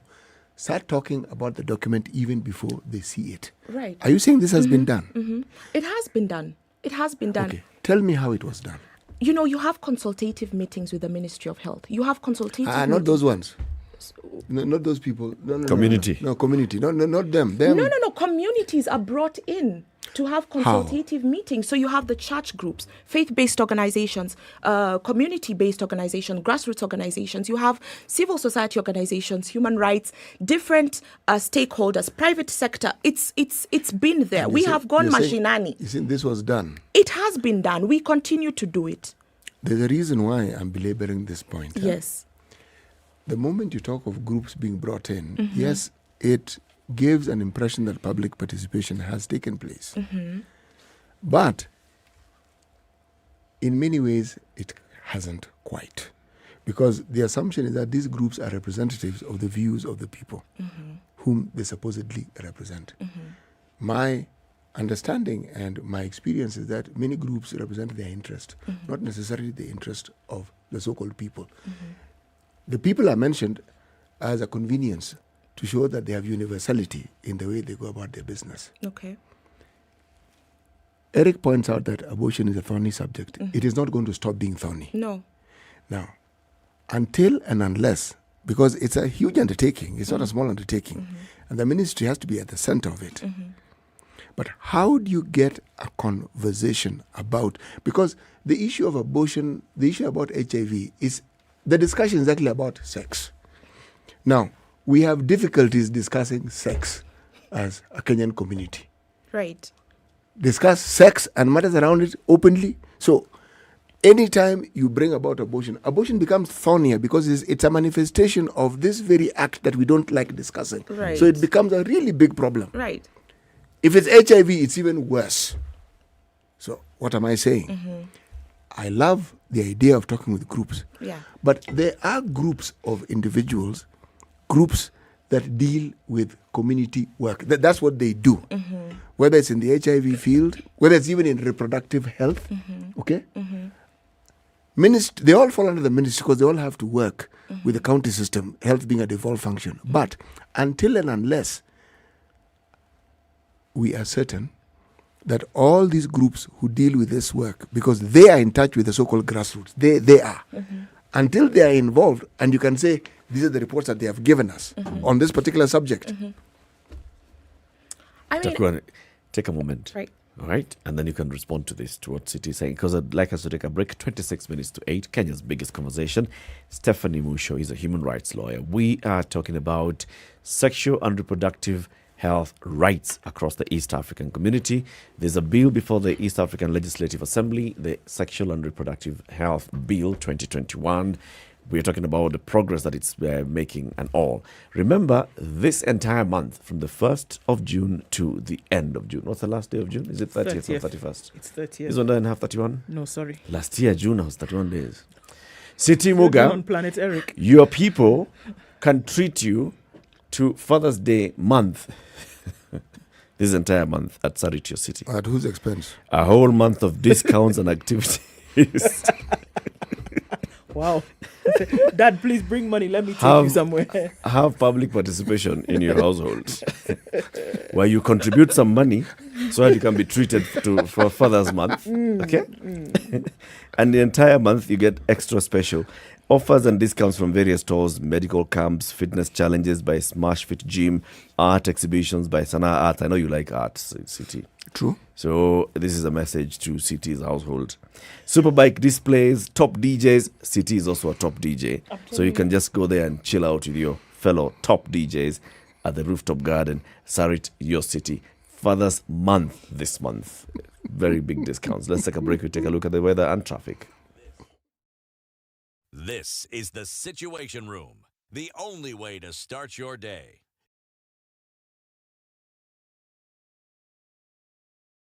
SpiceFM. It's getting hot in here. Oh, everybody steals. It's better a thief who brings something small back. And I say to myself, there's no better thief. A thief is a thief, period.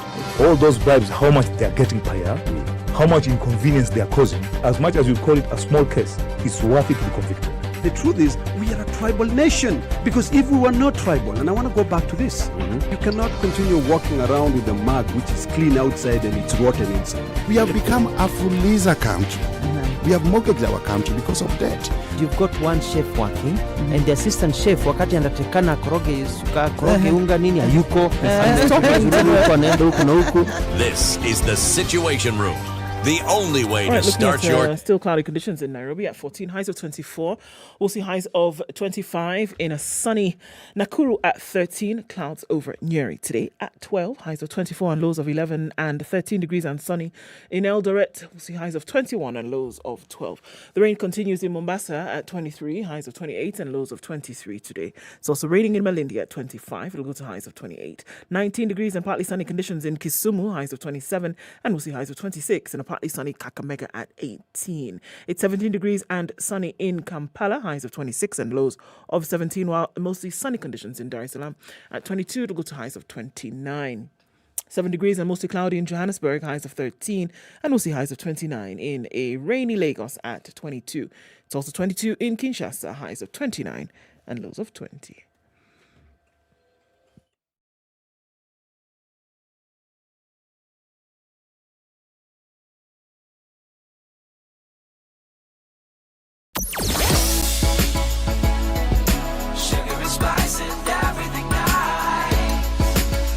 All right, 2 minutes after 7:30, traffic hour officially begins around this time because we're seeing most of the vehicles on the road.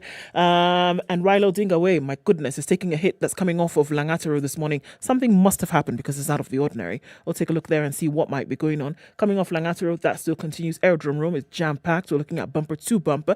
A little bit of traffic on the exit of the expressway just after that Bunyala Road roundabout going up on that ramp.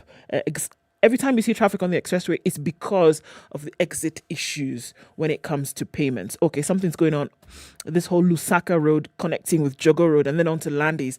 Very, very heavy traffic, and we're looking at both directions. In and outbound traffic spilling over then towards the Kamkunji roundabout onto Haile Selassie. So this whole thing, Gong Road, coming off Rilo Dinga Way, Uhuru Highway, connecting with Landis and Kamkunji is an absolute mess this morning. We'll keep an eye on things. Also looking at Thika Super Highway, which is still quite packed. Kiambu Road, Limu Road falling in fine form this morning. Let's talk on SpiceFM KE. Let's know what's going on where you are. Text 40127.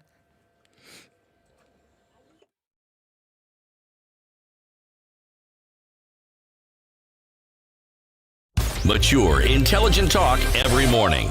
Spice up yourself.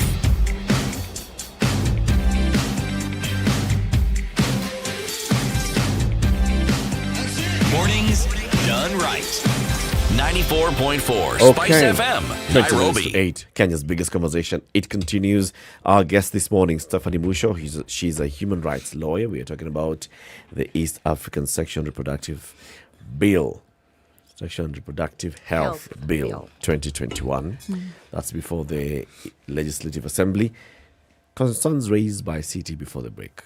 And I told you just pause, take it in, draft your response. Now go. I marinated on it. Yes. I'm going to push back. When you look at this issue of SRHR, there's organizations that have been working and continue to work. I understand what you're saying in terms of when you're having groups, they might just be advancing their interests. But, different organizations nationally and regionally have had different outreaches, even to the most remote areas. Because if you think of, Turkana, you think of Takawiri Island, which was put in the newspaper the other day because they were having issues with access to maternal health. It means organizations are going out there. Organizations are doing it. People are being talked to, and these conversations are happening. You said it rightfully. We don't want to talk about sex. We don't want to talk about abortion, yet it continues to happen. So, yes, we have to have these conversations, but to what extent? And as we're having the conversations, should women and girls continue to suffer because we're waiting for everybody to get on board? Actually, no. These organizations actually do the work, even as we speak now. Now, for those who don't know, Takawiri is an island next to Mfangano. It's one of those interesting islands that actually has white sand. It is a white sandy beach. Yeah. Yes. Now, the problem you speak of, I understand. Yeah. Remba Island, which is much further, had similar problems until a hospital was actually built, accommodation for members of staff. Prior to that, any health services used to be 3 times a week, and it was in a bar. A bar? Well, yeah, they don't function in the daytime. So, health services. So during the day, bar. During the day, health services 3 times a week. Evening, it was space, which was available.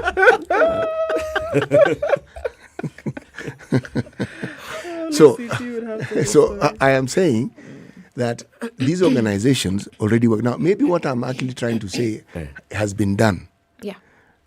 The data relating to these matters are collected on a daily basis by people who do this work, not as an outreach. They do this is what they do, and they've been doing it for a long time. Now, if we're saying that these are the organizations from whom we've got the data, then my discussion has come to an abrupt end on that particular subject, because then you have the quota that you require to do what you need to do. Is it really saying that people are advocating for those that need the rights to have access to the rights today, to get their access to their rights today, but also just educating everybody on why the rights are important? Because I think there's that whole issue. If you look at these bills, if you look at the bill before the National Assembly that flopped, the one before the Senate that was kicked out on technicality, this one before the Legislative Assembly, all of them are trying to address the same thing, which is, like you've said, we are part of the international community. We have signed on to this, so they are part of our laws. However, communities view things differently. And like Siti was saying, when you talk about HIV, when you talk about abortion, you're talking about sex. When you talk about abortion specifically, why is it that there are very many people who also seek abortion? It's because the same conversation, I do not want to be seen to have had sex. There is the whole issue of, will I be able to take care of the child? But that is a secondary conversation. For very many young people, the first thing is, oh my God, this is evidence. I've got to erase the evidence of what I've been involved in. And we're not talking about those that have gotten pregnant because as a result of violence. Now, how do we bring that community to have these conversations openly? A bill, I support having these bills. Even the Susan Keheka bill, when she was here, we support having this bill. But I think we also need to have complementary mechanisms of having the conversation at the grassroots level. No, I if you've had conversations with the religious leaders, let them come out as champions openly and publicly. Let's see religious leaders coming out to say, you know what, people, let's have this conversation. We don't see And them. it shouldn't be a conversation that is taking place because there's a legislation afoot. It has to be a continuous discussion. Mm-hmm. Because with every generation, people are going to look at that same issue differently. Mm-hmm. But you need to have that community understand what we're talking about from a perspective that they can relate to. Mm-hmm. Okay? Now, if it is a top-down approach, which is how very many things are done, the public will give the impression they have understood, but what they have done is they've heard you. But that information is competing with other information that they have and priorities that they have. And usually, this message will come at the very bottom because it isn't life-threatening. It isn't something that they fear. It's something that they can deal with when it comes about. So how do you make this thing central? Yeah. This particular discussion, how do you make it central Yeah. to their discussion in a way that they can accommodate? Right. I hear that, and I think I'm going to jump on this opportunity to,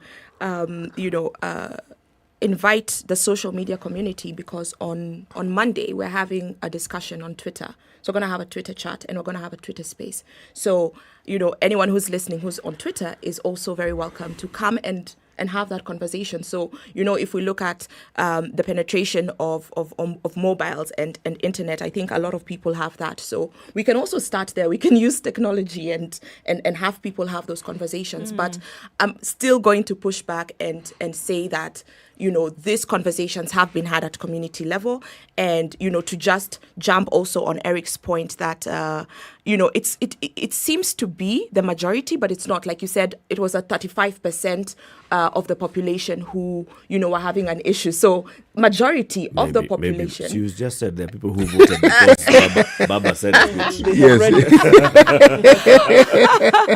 But yeah, I mean, guys, absolutely. Let's talk about it. Let's jump on that Twitter space and Twitter chat and engage. Stephanie, I mean, because this kind of subject matter requires the subjective and the emotional, which, unlike very many other bills that come before any legislative assembly, whether it's, national parliament or then now regional parliaments, as we're talking about, that many others come and it's brick and mortar. It is very clear. These are the lines we're coloring within.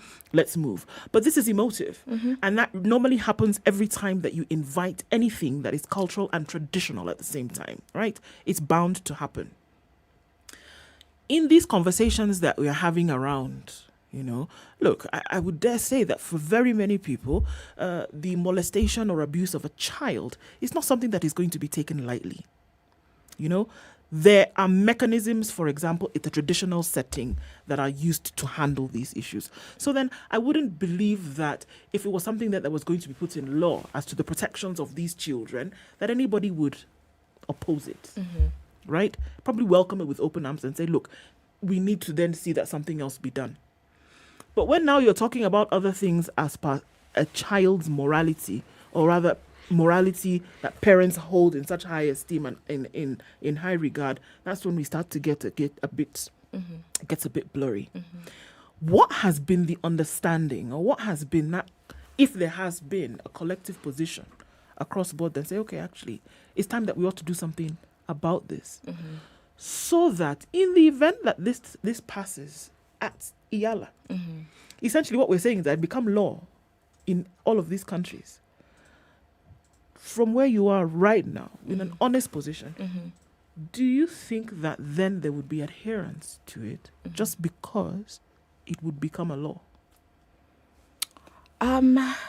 Truthfully, we have a long way to go, right? And I think the first step of that is to institute the framework. So yes, let's start with the law. Let's also then work on training the different people you're saying, even at community level, right? The chief, who would be like the first point person if a child, for example, is molested, would also have to, get on board. Like we've been having this conversation of having everybody aligned. I think small wins towards a bigger win. If you look at slavery in the US, it took 200 years. So we're not going to see immediate results. But I think for my daughter, who I came to studio with, I think this would be an amazing, I know, it would be something great for her, and for her kids. we have to start from somewhere, I would say. There are other aspects of this bill, like on the assisted reproduction. Yeah, take us through that. Yeah. So, the issue of assisted reproduction, and, I'm coming in from a very Kenyan point of view because this is the space within which I operate. The statistics are showing us that about 4.2 million, and these are figures from the Kenya Fertility Society, that about 4.2 million Kenyans need some sort of assistance with reproduction. And this is men and women, right? As it is, IVF, in vitro fertilization, happens. I mean, it's there, it's privatized, but it's too expensive. Around could be about 150,000 to 300,000. Yeah. This is out of reach, even for me, as a middle-class Kenyan. So, that really locks out families who are really trying to reproduce. So, when we have this bill, it seeks to have different governments provide for assisted reproduction at a public level, right? So you can walk into Kenyatta Hospital and get your IVF that's super affordable and it's good quality, okay? Now, if we look at the issue of surrogacy, it's quite contentious, but as it is in Kenya, we have two rulings, and both of them are by Honorable Justice Lenaola. And, they say that the position is that if you take my egg and you take my partner's sperm and we put it in a surrogate, that child belongs to the surrogate until a point where we adopt that child. So you can imagine, I'm adopting my own child. Yep. You know how long court processes take in Kenya, how long the adoption process takes in Kenya. You have child services coming to your home to check if you are suitable to adopt your own child. Right? Your biological child. So that has to change. What happens when the surrogate mother says, no, sorry, I've changed my mind. So first of all, is surrogacy allowed in Kenya? There's no law. There's no substantive law on it. It's operating in a vacuum. So the issue of assisted reproduction is operating in a vacuum. If a medical professional goes through this procedure of taking a woman's egg and a man's sperm and then fertilizing them in another woman's womb, is that legal?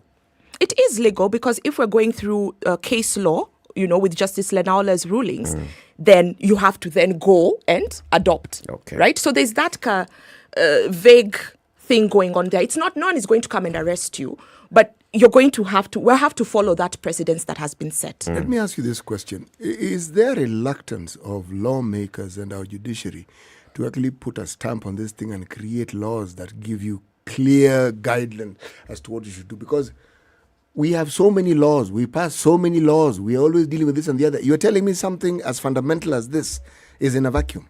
Right. And that's the whole point. That's why we need this. And that's why we need to hold our leaders to account. That's why before the elections, we need to tell them, okay, fine, you're going to bring water tanks, but what are you going to do about this fundamental issue? That's why we need to have these questions come up in the debates. That's why we have to ask our leaders on social media, what are you going to do in the next parliament on these issues of assisted reproduction?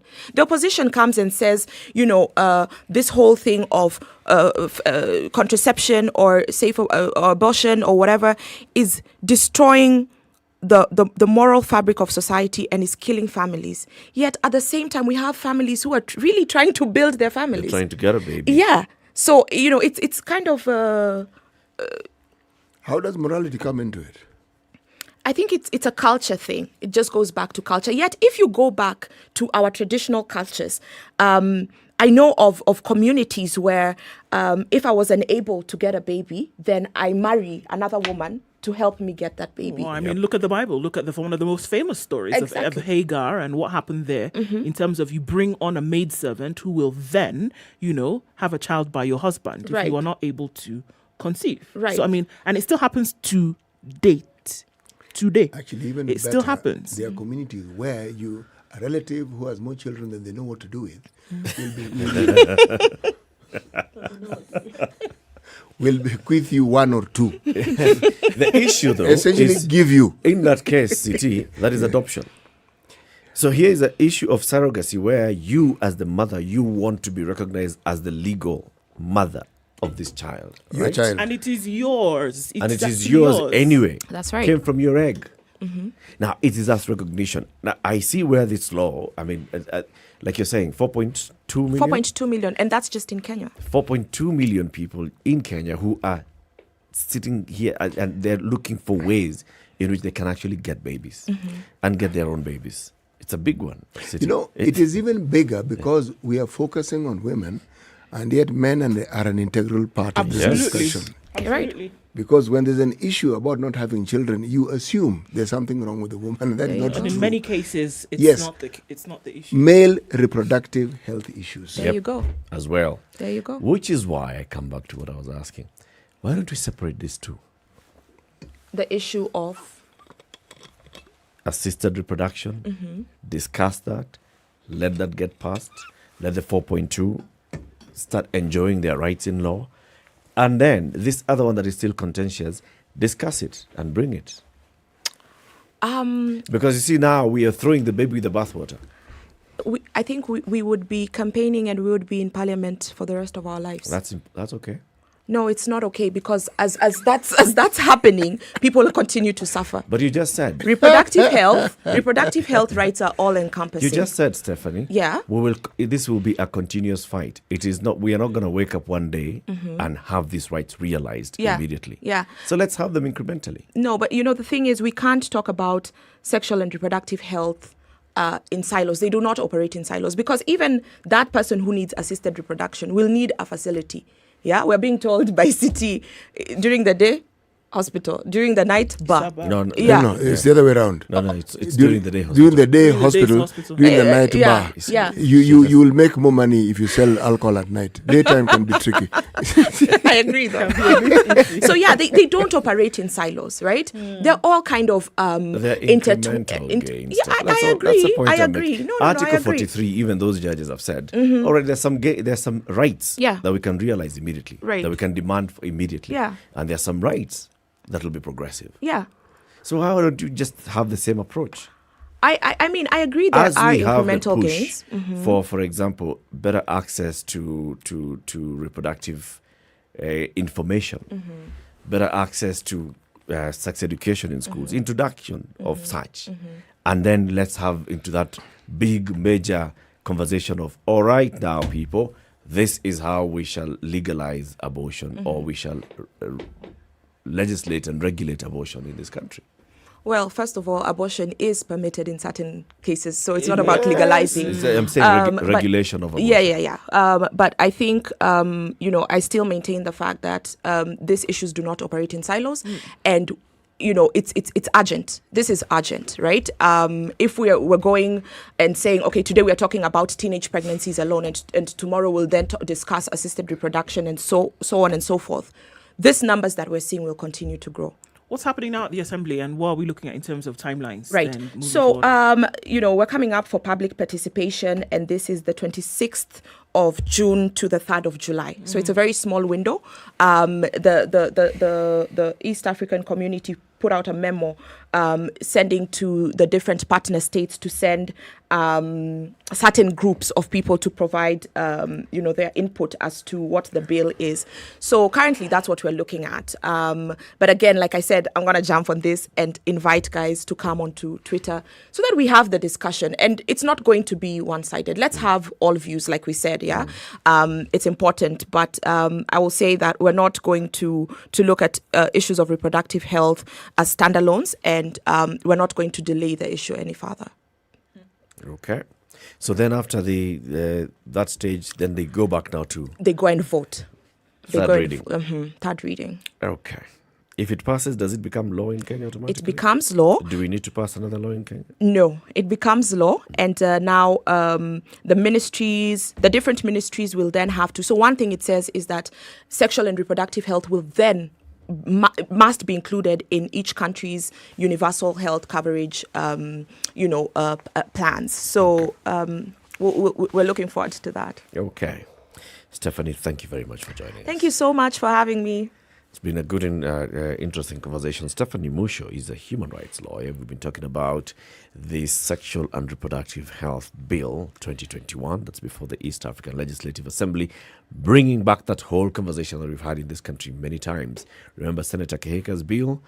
It received the kind of backlash that it received. But we need to have these conversations as a society, as a community, as a country. Keep it here for more. In the next hour, we look at politics. What is political leadership? What does it mean? How do we interpret it? How do we practice it? Is it political leadership only for those people who are campaigning with billboards and tracts? Or is it for all of us? Good morning. It's 8 a.m.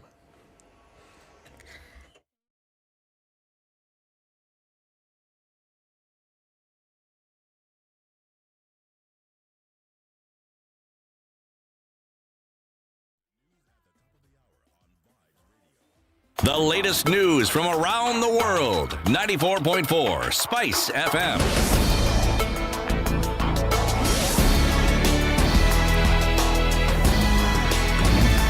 I'm Dennis Aseto. The International Monetary Fund Executive Board is set to delay its approval to disburse 28.7 billion shillings loan disbursement to Kenya. While the country had hoped to get the board's nod to wire the funds, which are part of a 3-year loan program, before June 30th, the IMF Executive Board calendar to the end of month does not include discussions on the third tranche disbursement with Kenya.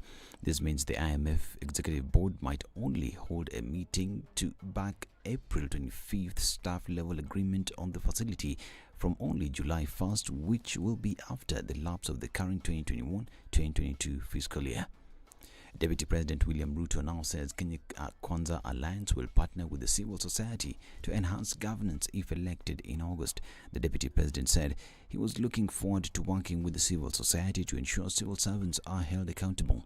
He said the country stood to benefit immensely if the civil society was allowed to operate freely, devoid of government interference. He assured that his government will ensure that every Kenyan pay taxes by sealing the loopholes. Not everybody pays their share of taxes. There are so many people, either because they have the wherewithal. Some of us, because we are in positions of power, we can exempt ourselves from paying taxes. We can exempt our friends. We can exempt our businesses. And so not everybody pays. If everybody paid, and we will make sure everybody pays. On the appointment of the 6 judges that President Kenyatta did not appoint, he said he will give everyone an equal chance provided they meet the threshold.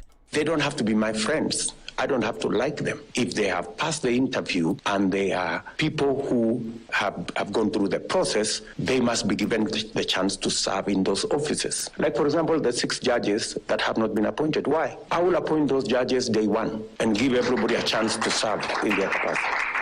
He added that corruption remains being a tough nut to crack because state agencies are being used to frustrate individuals instead of doing their jobs.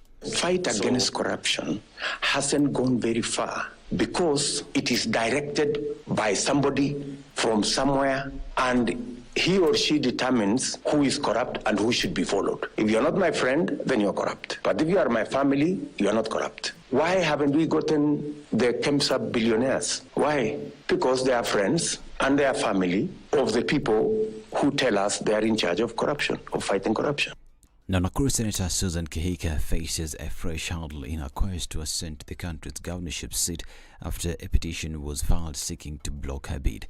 Joseph Kimani Njuguna, in his petition to IEBC chairperson Wafula Chebukati, wants Kehika stopped in her tracks on the basis that she is not a Kenyan citizen.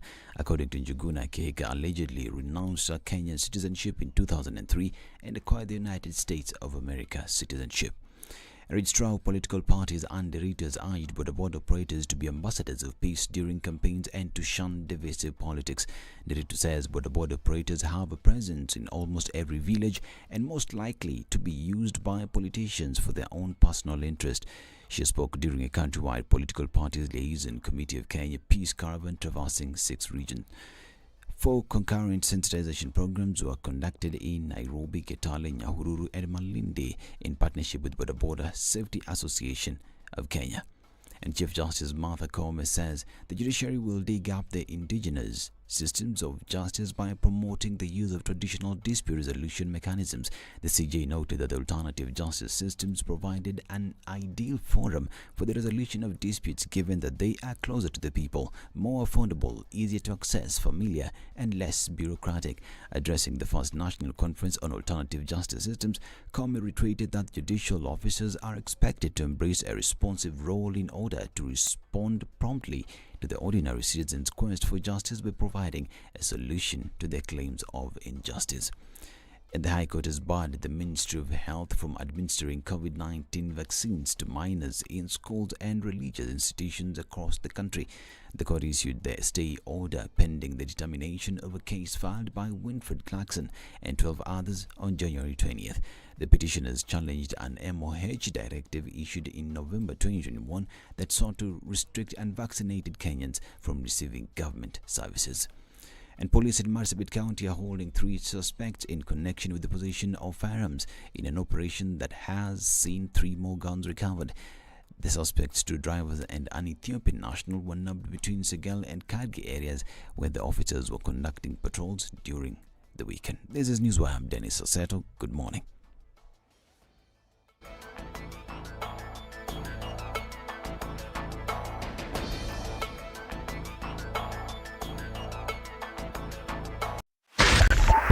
.5 Spice FM, Kisumu. Okay, so if you're wondering what it is, it's because the Green Park terminus opens today, and there's a flurry of activity all the way from railways at that Kamkunji junction, way beyond railways, coming onto Haile Selassie. So it's an absolute mess this morning. Everybody's having to move in terms of where they're getting their vehicles from. So that's why we see that red line of traffic all the way from that Kamkunji roundabout well into Haile Selassie. There's traffic that's coming off from Gong Road as well. Not quite sure what's going on. Mombasa Road have to get to City Stadium and go to Kamukunji. Yes, sir. There's no way of getting to Sound through Haile Selassie if you're coming from Mombasa Road. No, please. That's why we see the mess that we are seeing right now. Kenya. So Jogo Road now suddenly has been connected to Lusaka Road, connected to Landis, connected to Haile Selassie, and it's one loop of traffic, and it's going to be crazy today. So seatbelts up, guys, because it doesn't look like it's going to be a fun ride, and it's affecting everywhere else today. SpiceFM KE, talk to us where you might be stuck today. Let's see what routes folks are using, and then let's share. Text as well, 40127.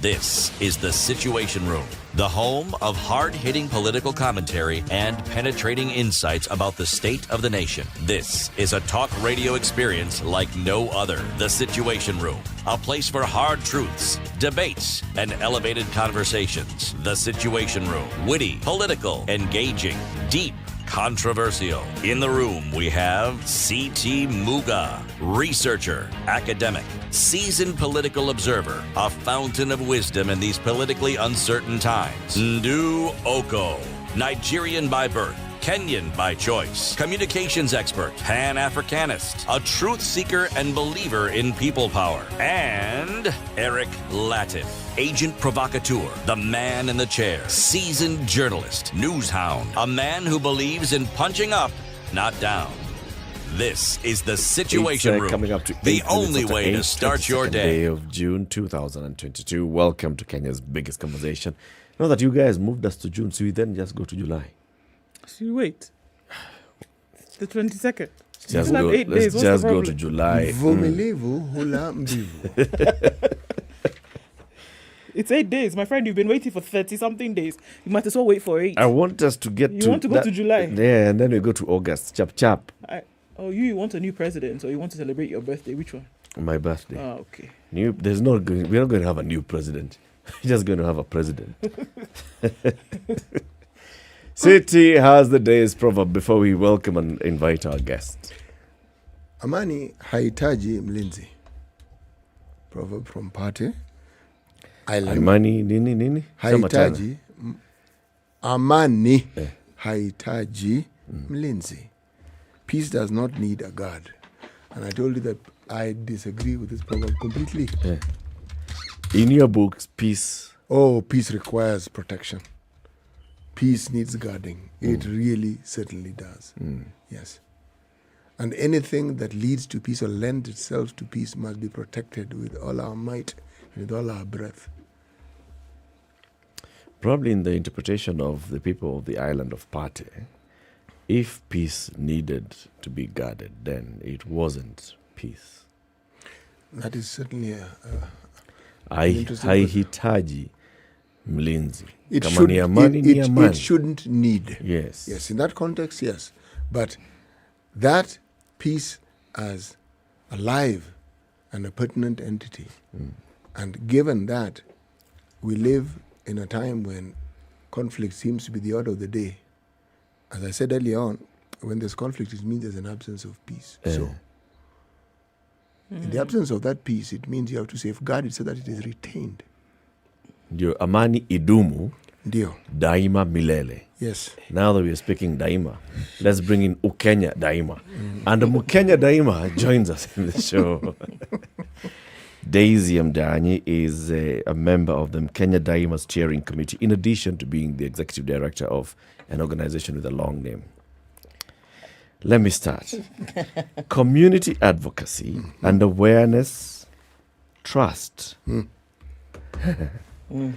Yes. Daisy, good morning. Good morning, Eric. Good to have you on the show. Thank you. It's great to be here, finally. In studio. Yes. This conversation has been there for long, eh?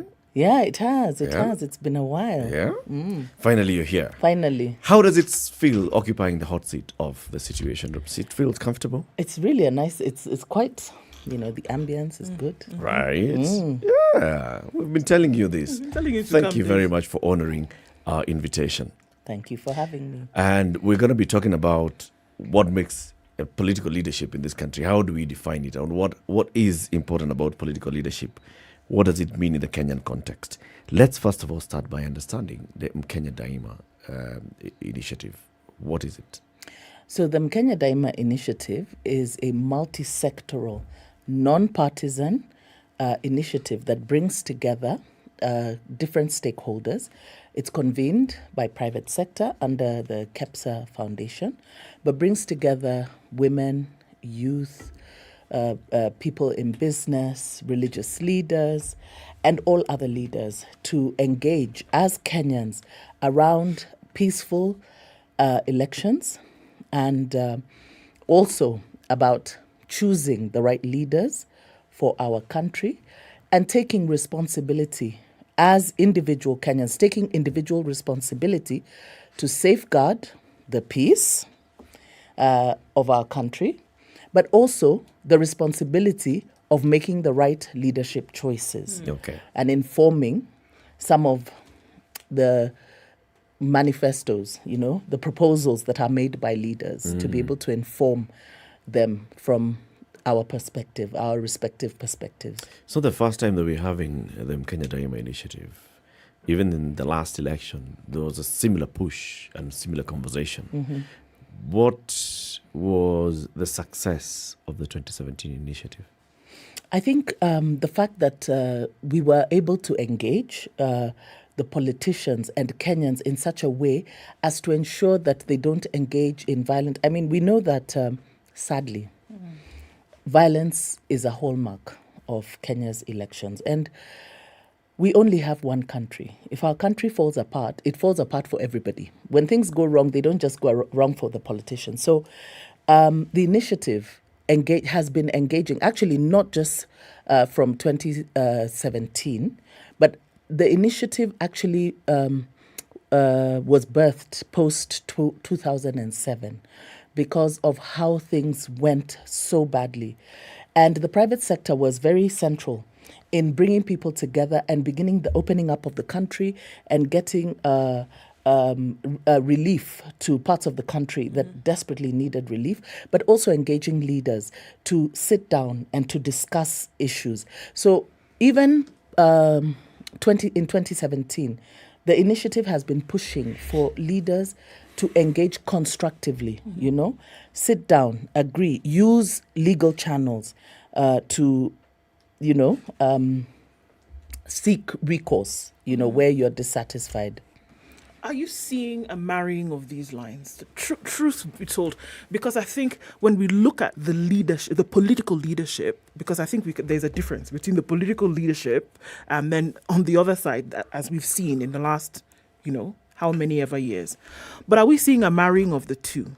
That on the political leadership side, there is an understanding that there must be constructive leadership, and saying, let us then be part of this conversation to see how we can really make things different. Or is it really still selfish leadership? I think it's both. And as we work towards the ideal, okay, we can't run away from the fact that we do have still selfishness among our leaders. But the whole idea here is to engage and bring us to the point where we understand that we cannot afford to be selfish, either as citizens or as leaders, that we must engage constructively. Because you see, even our leaders, nobody is landing here from the moon. As in, we are all Kenyans, and this is our country. There is no leader who would want to see Kenya fall apart. Sure. Ideally, there is no leader. Even if they engage, they may engage. They may not engage constructively all the time, but ideally, nobody wants Kenya to fall apart. So I think it's part of the two, and we've seen a huge willingness on the part of the leadership. You've seen the many different meetings that Kenya Daima has had with all, presidential candidates, with the different institutions that are working around elections, the electoral management bodies, the IBC, the ORPP, So it's really a conversation about our country, for our country. When you talk about politics in this country, oftentimes you'll hear people saying Kenyan politics is dirty. I don't want to get into politics because politics is dirty. Yesterday we were interviewing Machakos County gubernatorial candidate Nzioka Waita. He said, I hate politics. I'd prefer it in a different route, but I recognize that for me to see what I'd like happening in our community, I've got to go through a political process, but I hate politics. I'm reminded of I think in the BBI conversations in the Supreme Court, or was it in the presidential petition of 2017, Dr. John Hamino, a senior counsel, saying, you see, these people who are in politics, these are job seekers. They are not interested in leadership. There are job seekers who are just looking for an opportunity to get somewhere where they'll use that office to milk from the public coffers. So there's this perception of what politics is in this country. When you get into politics, people are like, what, Daisy? Umeamua. Okay. So what is political leadership? How do we define political leadership? But I think true political leadership is service, okay? Service to the people, serving your country, going in there to use your giftings and talents and abilities to be able to administer the state for the benefit of the people. Bottom line. The truth, however, has been that most of the people, majority of those who do seek political leadership, do so for personal gain. Because practice has shown that over the years, one of the surest way to fame and fortune in Kenya is through the political gateway. And so you find that also is what makes the contestation of the politics so high and even violent, because the thought of losing is like you're missing out on the gravy train, which is why one of the things that Kenya Daima is also encouraging Kenyans is kukagua kabla kuchagua. Listen, look, talk to those people who are seeking your vote. Find out if indeed they seek to serve, that they are willing to be accountable leaders, because you have a responsibility to that. But also as Kenyans, it's also about my responsibility, because we also know that it's open season, the political campaigns are open season. Guys make money. You've seen Gado with his cartoons where he shows a guy, he sees the helicopter coming and he's removing the shirt of one party and putting on another to go. And that is actually essentially what it is, right? People, expect those seeking political office to come with treats of sorts. And by the way, Parliament also didn't do us any favors, because in the last, not this 12th parliament, but the 11th parliament, one of the things they did was to remove treating of voters off the electoral offence list. So, and treating of voters is simply bribery. Okay? So that is also a call. We are also making a call to Kenyans. Don't sell your birthright. You have a responsibility. You cannot make wrong leadership choices and then spend 5 years lamenting because you have chosen the wrong leaders. We remember the time when one of our, I hope that people will remember, but I will not mention that leader. Kenyans get very offended when you mention their leaders in poor light. But there was one leader who was arrested for, unsavory behavior. And his followers went to the police and insisted that you have to let our guy go. And they were like, but this guy is a thief. And he was like, it's okay, he's our thief. Ni mwizi wetu. So you see, that kind of attitude, we are also encouraging Kenyans to embrace our national values and principles of governance. Among them is good governance and accountability. Looking at leaders, do they meet the threshold of Chapter 6, on leadership and integrity? Asking IBC and the EACC to work together towards ensuring that we don't get some of these people on the ballot. The interrogation of these positions is something that I'm seeing that perhaps in this time is happening a little bit more than it was before. Before it was, in the throes of an election period, campaign period, that anybody could come. This thing that we're talking about, treating of voters and etc. Anybody could come and be like, yes, okay, who are you? What do you want? Yes, here's our vote. Do you find? Do you find now, or rather, the demand now from various sides is that there must be an interrogation of the intent for leadership of these folks who are coming to ask for your vote, and it is growing. And it is growing. So I'm saying that there's a different position now that is being held by many a voter who is saying, "Hold on a minute, what is this person actually saying that they want to come and do?" Mm-hmm. And they ask them questions in relation to the challenges that they are facing, either at their ward level, at their constituency level, at county level. We're seeing that. Media is also doing a lot of that. I think media has contributed immensely towards the interrogation of our leaders. But for me, I'm also encouraged because the elite are engaging. I think that's been one of the biggest failures of our political processes, is where the elite sort of like remove themselves, that idea of politics being dirty. So you don't want to be dirtified by this politics. So you remove yourself from it. But actually, in reality, the so-called elite, or sometimes loosely referred to as a middle class, don't actually remove themselves, if you ask me. They are the enablers. Because the systems that we keep talking about and lambasting and criticizing, they have to have a support system. And the support system is this group of people. So the hypocrisy that is presented by them creating a supposed distance. Now that's the moral ambiguity that we are famous for in this country. I agree with you to a certain extent in terms of the enabling, because they are the people who do the tenders, they are the people who will fund campaigns. But let's look at their engagement, even from a point, at the point of engaging with the primary process, okay? Because very few of us understand the importance of the primary process, which is the nominations, how leaders make their way to the ballot.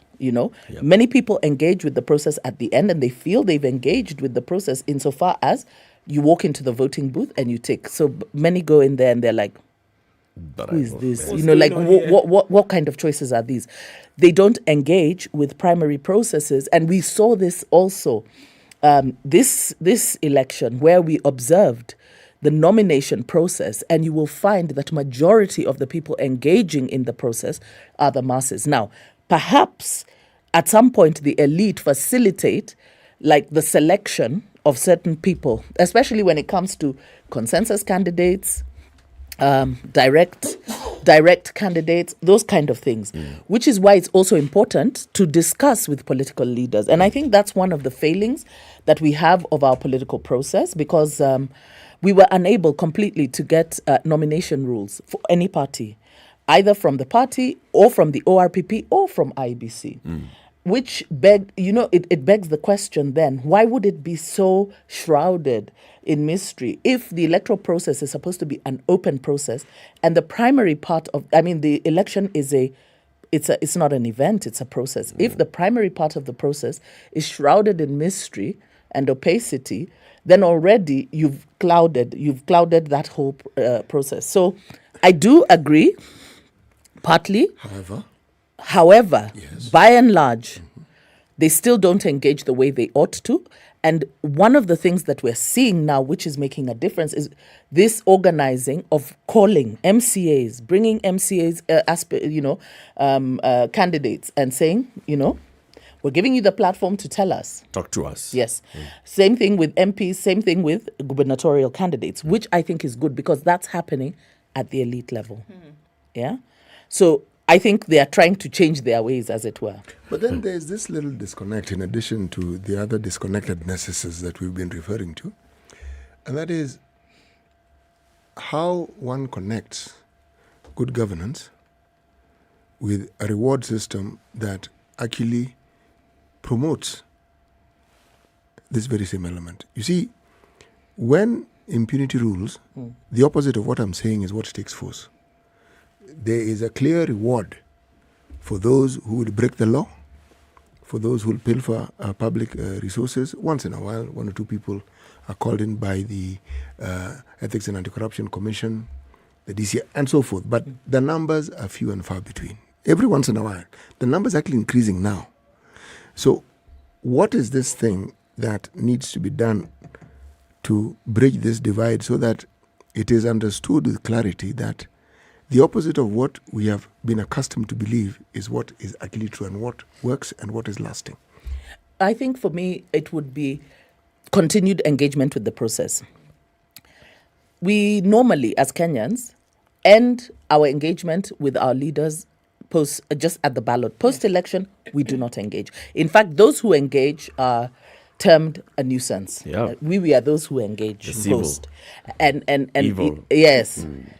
So all those names. But it is important to follow through because we must hold our leaders accountable. We must engage in public participation. That is the only way that you are going to get the dividends of that good leadership. Because impunity thrives in that lack of accountability and engagement. It hides behind that. When you make demands on leaders, it becomes they are more cautious about the things that they do. Our courts have also shown us that they are on the side of the people because on many occasions where public interest litigation has been lodged against acts of corruption, the courts have ruled in favor of the people. Or even when legislators pass dubious laws that fall foul of the Constitution, the court strikes down sections of those laws. So it's about engaging further. So it's not enough to just engage pre-election and then assume that people have gone in. Because, I may talk a good talk.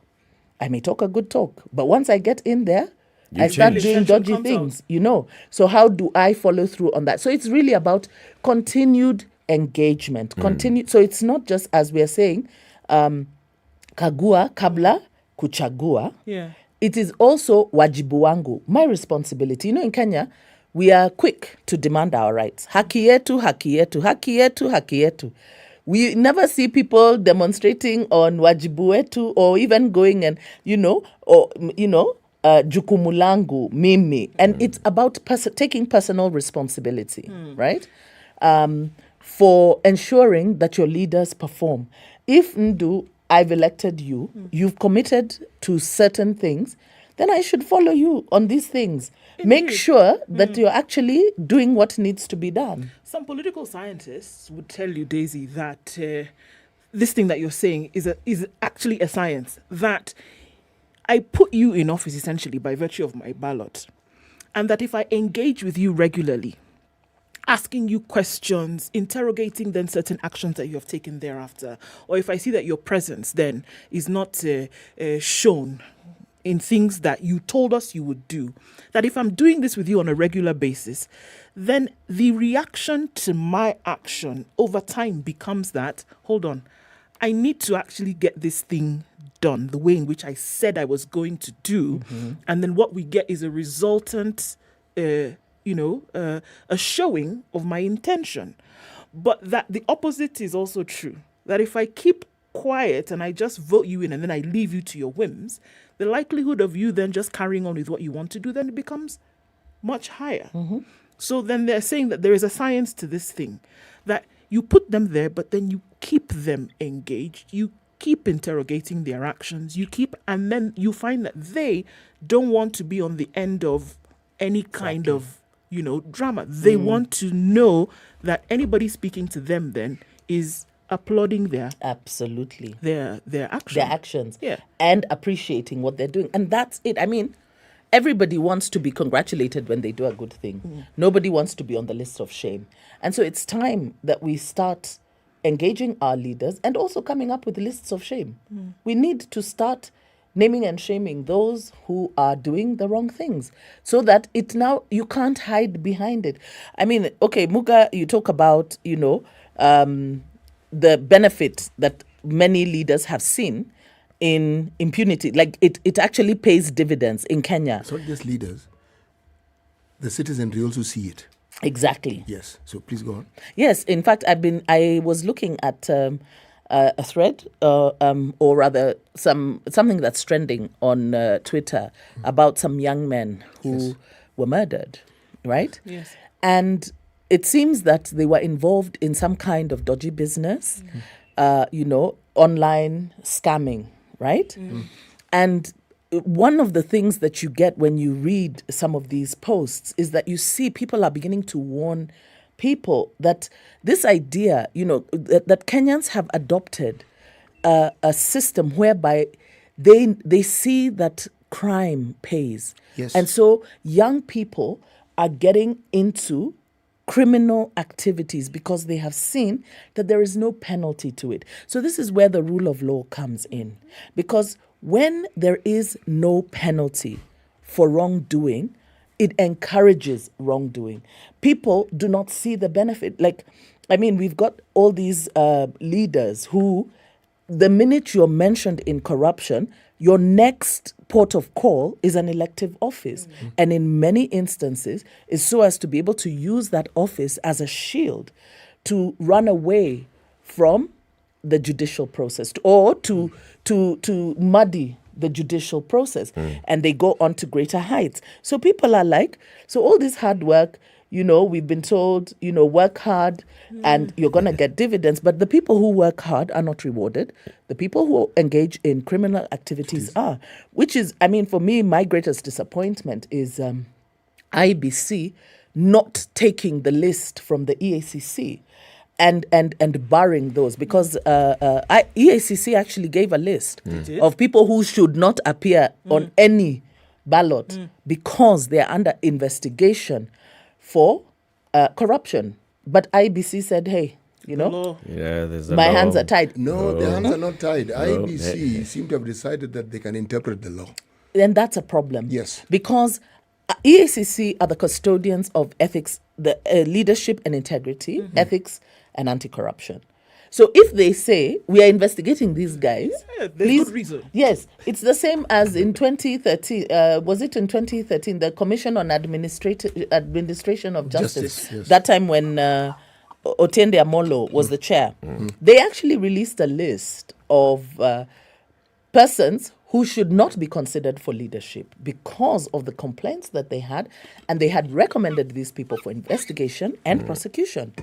Many of those people found themselves not only on ballots, but were elected and subsequently were charged with corruption in office. So it's also about us as Kenyans. We need to start putting pressure on our institutions, independent institutions. Yes, they're supposed to be independent, but we need to put pressure on them to do the right thing, like, the IBC. Time for a break. 27 minutes to 9. This is Kenya's biggest conversation, The Situation Room, broadcasting on SpiceFM, on KTN Home. We are live on YouTube. We are also live on Facebook. Our guest this morning is Sheila Mdanyi. She's the Executive Director of the Community Advocacy and Awareness Trust, CRON. You know that Sheila is my sister. Did I say Sheila? You did. Oh. You keep going. But I know that when people call me Sheila, they mean Daisy. Yeah, and when we call Daisy Sheila, we mean Daisy. Okay. Daisy Amdanyi is the Executive Director of Crown Trust and also a member of the Kenya Daima Steering Committee. We are talking about political leadership and how we ought to be holding our leaders accountable now as we are selecting them and then after we elect them. This entire month of June is Father's Day month. Yes. At Saritio City. And we've told City what to do. Get your coins in order as your family takes you out for Father's Day month. City act surprised when you're told, let's go to Saritio City. Say, oh, really? What's happening there? They'll tell you, no, you come, we'll show you. They'll show you places. My question still remains. No, that question is not valid. Okay.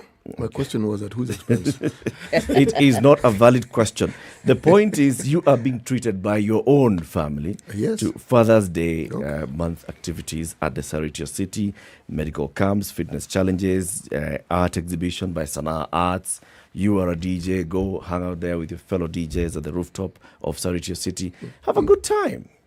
Okay. Don't worry about who's footing the bill, man. It's not the point. That's not the point. Their father is footing the bill, and that's what's important. No, the bill is being.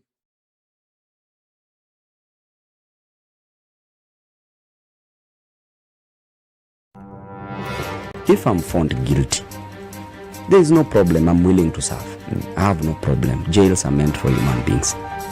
They say a society gets the leadership it deserves.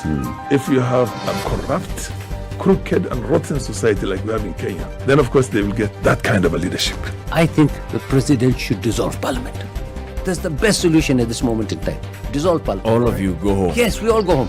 How are we encouraging other people who might have new and creative ideas? Young people who are making money without any government help. They are just buying their own bundles. They are going on TikTok and making money. KRA is coming after them. I've been in parliament for 15 years. We have been unable to pass the gender law. And yet no presidential candidate is talking about it now. Because we are fake.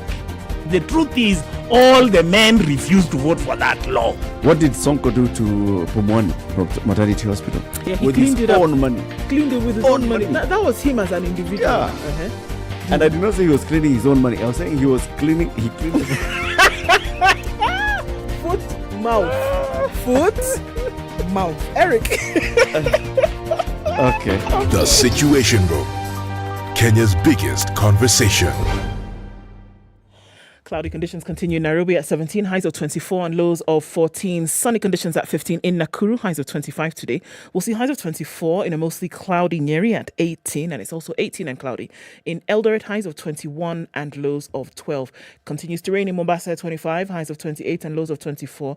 And we'll see lows of 25 in a rainy Malindi as well, going to highs of 28. It's mostly cloudy at 20 in Kisumu, highs of 27. 26 will be the high in a mostly cloudy Kakamega, currently at 20. 20 degrees and mostly cloudy in Kampala, highs of 26, and we'll see highs of 29 in Dar es Salaam, where it's partly sunny at 23. All right, Joburg at 7 degrees, go to highs of 13, and we'll see rain showers continuing for most of the morning in Lagos, highs of 29. Highs of 29 as well in a mostly cloudy Kinshasa at 20.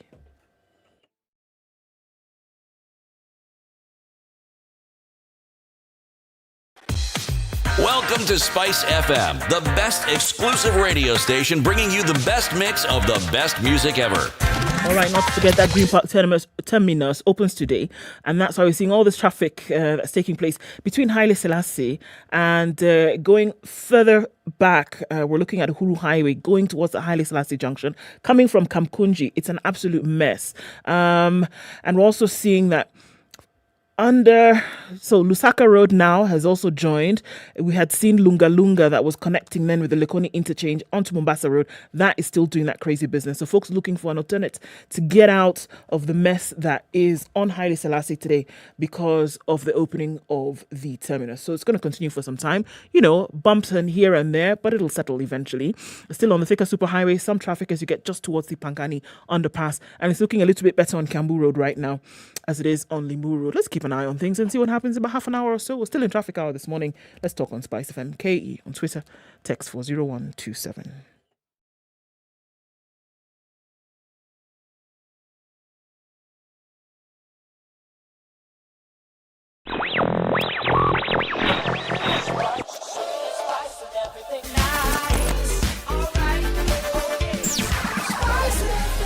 spice up your life.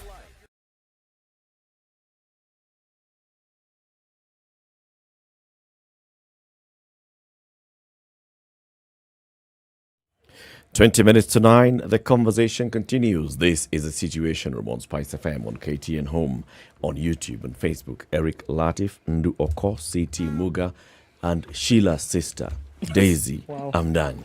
It's been qualified. Yes. Who is a member of the Kenya Daima Steering Committee. Kenya Daima is an initiative that is spearheaded by the KIPRA Foundation, brings together other stakeholders, including civil society organizations, etc., who come together to have this whole conversation about positive citizenship.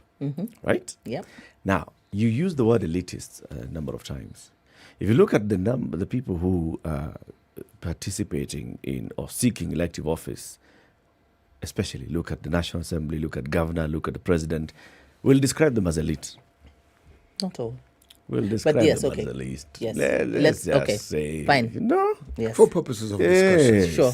they are elitist. Mhm. The people who are spearheading this Kenya Daima conversation are, again, elitist. And if then you look at it from the engagement that Kenya Daima is having with the candidates, it's those ones of, let's come together, come to us, let's meet you, let's understand what your manifesto has, let's see what plans you have for the country.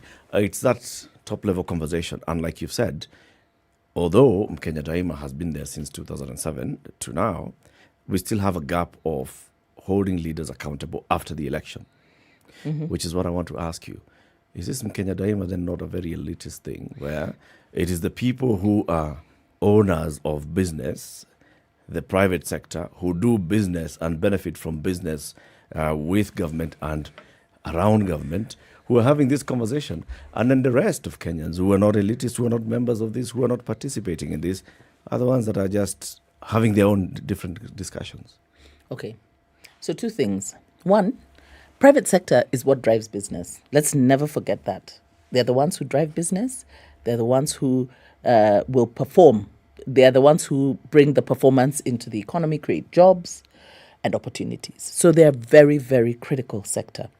Kenya Daima brings together a cross-section of stakeholders, including, yes, private sector, but it also brings religious leaders from all faiths who have direct links with communities on the ground, bring together networks of women, youth, persons with disability, many who work with grassroots communities, and of course with the politicians, right?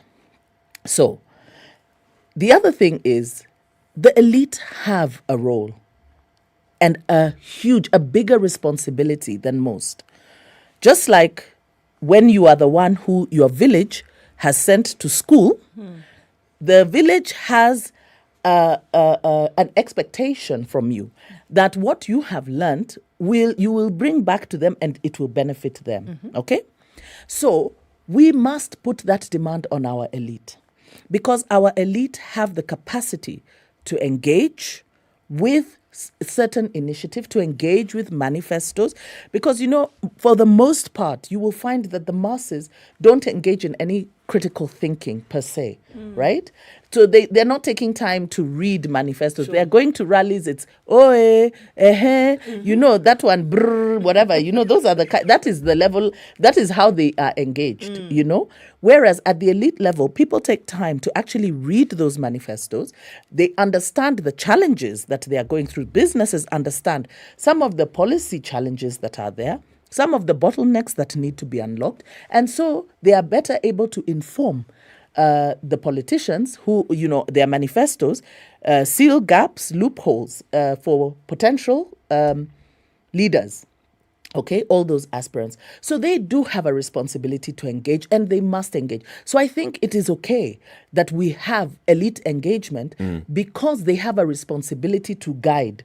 At the end of the day, once we have this information, just the same way we do as civil society, we engage with processes, and then we go and we sit with our grassroots communities and we bring that information to them in a manner that is easily understood by them. By everybody. So I think that it's top down, bottom up. up, cross-cutting. Yes, cross-cutting, yes. I completely and wholeheartedly agree with you that yes, the elite have a role to play.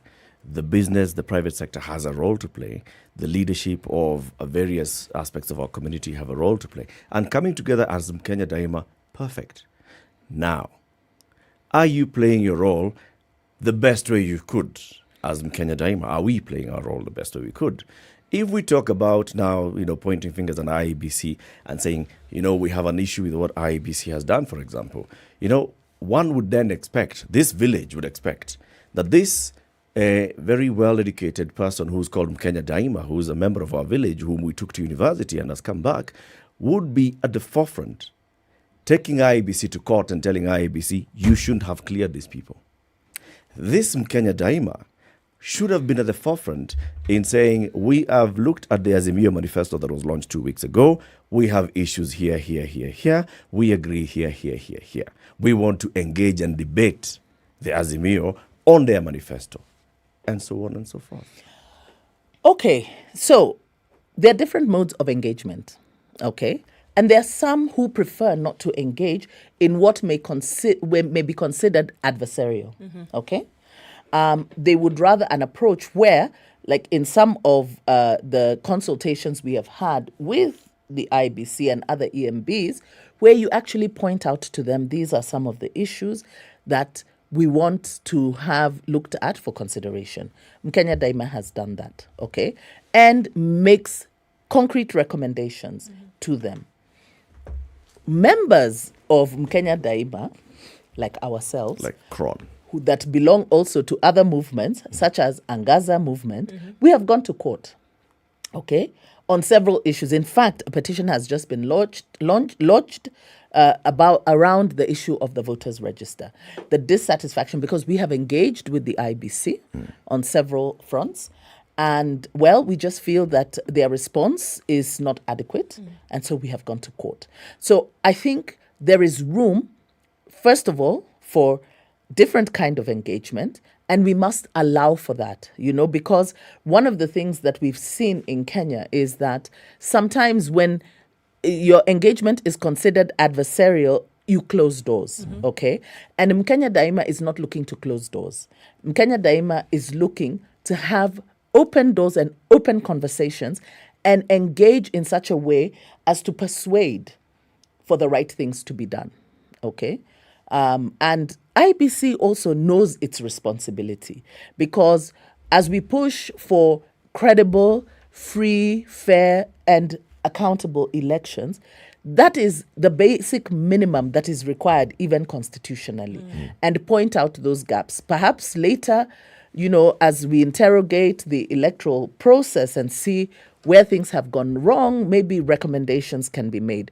Nothing is perfect, but I do think that people should be allowed to engage in their different spaces and in their different ways. But that those of us who engage adversarially are welcome in Mkenya Daima also says a lot, that they're not afraid of those of us who go gung-ho, against the systems. There's, when you use the term elite,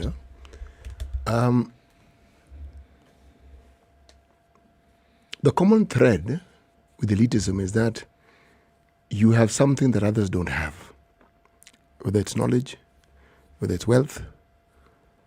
But if I peg the definition of elitism to just education, and I look at the number of people who go through the education system from 4 colleges, universities, over the years, the numbers have been increasing. And because of the absence of adequate employment or job opportunities, these people with that capacity still exist in our communities. So when we talk about the idea of people understanding things like manifestos, and then we throw in the media, whether it's in vernacular or it's in Kiswahili, and the preponderance of FM stations, I'm saying that just the knowledge base of what happens on a daily basis is at an all-time high in this day and age. So, this is true. So people actually have a very clear idea of what these politicians mean with their manifestations. You may not read it. Somebody's going to read it and interpret it for you. Whether it is a baraza in the estate you live in, wherever it is, but people have an idea. What has always bothered me is, even when people know, have we been conditioned to the point where we prefer to elect entertainers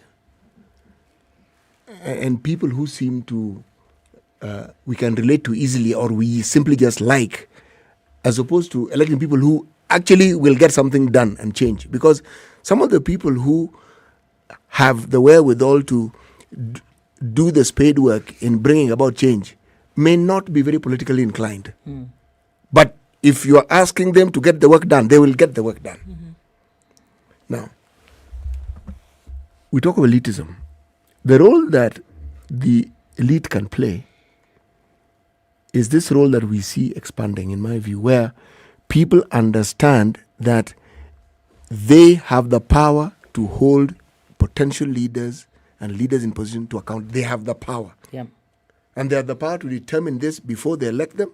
They have the power to have a social contract. They have the power to get them out of those positions. They have the power. Now, that to me, in my mind, would be the key role that the so-called elite, those who have the knowledge, who have the education to understand these things. What do you think? I agree.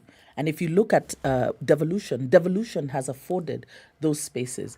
There are many, like I remember in 2017, there were entire counties that were voted out by the people in that county because they had done the wrong thing. I mean, they just felt these guys are not working for us. Literally, MCAs, governor out. So that sense of citizen responsibility and citizen power to hold leaders to account is growing, okay? And we hope that it will grow more. Yeah. However, I do think that as Kenyans, we do have a problem with our value system. I think our value system are warped, and we don't have a shared value system, so that we are agreed that this is wrong. That we can say that if even my brother has stolen, then he should face. Meaning he's a thief. Yes. Yes. I should not look for ways and means to protect. Or justify. Or say ni mwizi wetu, or just follow somebody because when we follow tribalism, it makes nonsense of our education. Why go to school if you are going to just be like a barbarian? That you are motivated by tribe. Because you see, if it is about Mtuwetu, then the only thing that I need to be is your tribe. I don't have to be a good leader. I don't have to be honest. I don't have to be capable. And so those are some of the things that we are focusing on, even as Mkenya Daima. Leadership and integrity. Does this leader meet that threshold of integrity? Because we live with these people. We live with them. So we know. Your people know who you are, Muga. They most certainly do. Yes. And so we can't pretend that when we bring in thugs, we are shocked that they have stolen. But there is also an expectation. Now, I don't know, maybe you'll tell me if it is an African thing, but there is an expectation that the minute nikiangukia vitu, like if I get in there, it is automatically expected that there must be a trickle-down effect. Yes, no. And that trickle-down effect must come to my relatives first, immediate. And if you don't conform to that, you're considered, sort of like wayward. Now, that's a problem. So those are some of the things that we need to bring people into. Yet, it has been reinforced, even at the higher levels, where you see, like you've seen the NCIC reports over the years. The tribe that is ruling, like now the Jubilee administration, which was the first administration elected under this constitution, the president is Kikuyu, the deputy president is Kalenjin. Majority of the jobs went to those tribes. So that reinforces that mentality. We saw county governors rejecting even medical staff in their counties because who are these people? Why are they coming to work huku kwetu? Yet the constitution requires that at least 30% of the workforce be from other tribes, because there are counties where Business can be transacted in lingo. I remember the Kiambu, the first Kiambu government of Kabogo.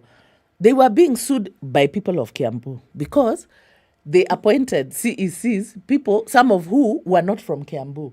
Not only that, they had more women than men. And so they were like, Kwani, there are no men. There are no men in Kiambu that you are bringing women. So that is the thing about our shared values. So this is a man who was doing what needs to be done and was by law. And was being persecuted for Persecuted and being told they are being sued because they have put too many women and they've brought strangers, you know, to come and administer the county. So you see, that is the thing. Kenyans celebrate. We celebrate when we see Kenyans being elected in other jurisdictions. We're like, wow, she has become a senator in Australia. Yes. That would never... Let Barack Obama try and come and run even for MCA seat here in Kenya. He's a foreigner, ni mzungu, anakuja kutuambia nini hapa. You know, so we need to change even our value system to conform to the law. Daisy, I hear you say that, but then the difficulty of that then comes in the same question that we're asking a lot of these would-be political leaders is in the how. How does this happen? It has to start somewhere. So you see, like now here, Mkenya Daima is focusing on those principles, the principles of leadership and governance, so that leadership is not on the basis of your tribe. It is on the basis of your capabilities, your integrity, and your ability to deliver services to Kenyans. And we are telling Kenyans that you have a responsibility to also make your leadership choices on the right basis. You can't complain when you put mtu wako na mtu wako ni mwizi and they steal the whole budget. You are to blame. So Kenyans need to understand that even we are almost co-conspirators in our own misfortunes because we make bad choices, and when they turn on us, I mean, not even turn on us, when those bad choices deliver their dividends, we complain. Why would you expect bad choices to deliver good dividends? You know, Daisy, you began well by talking about communities coming together to educate their own. Huh?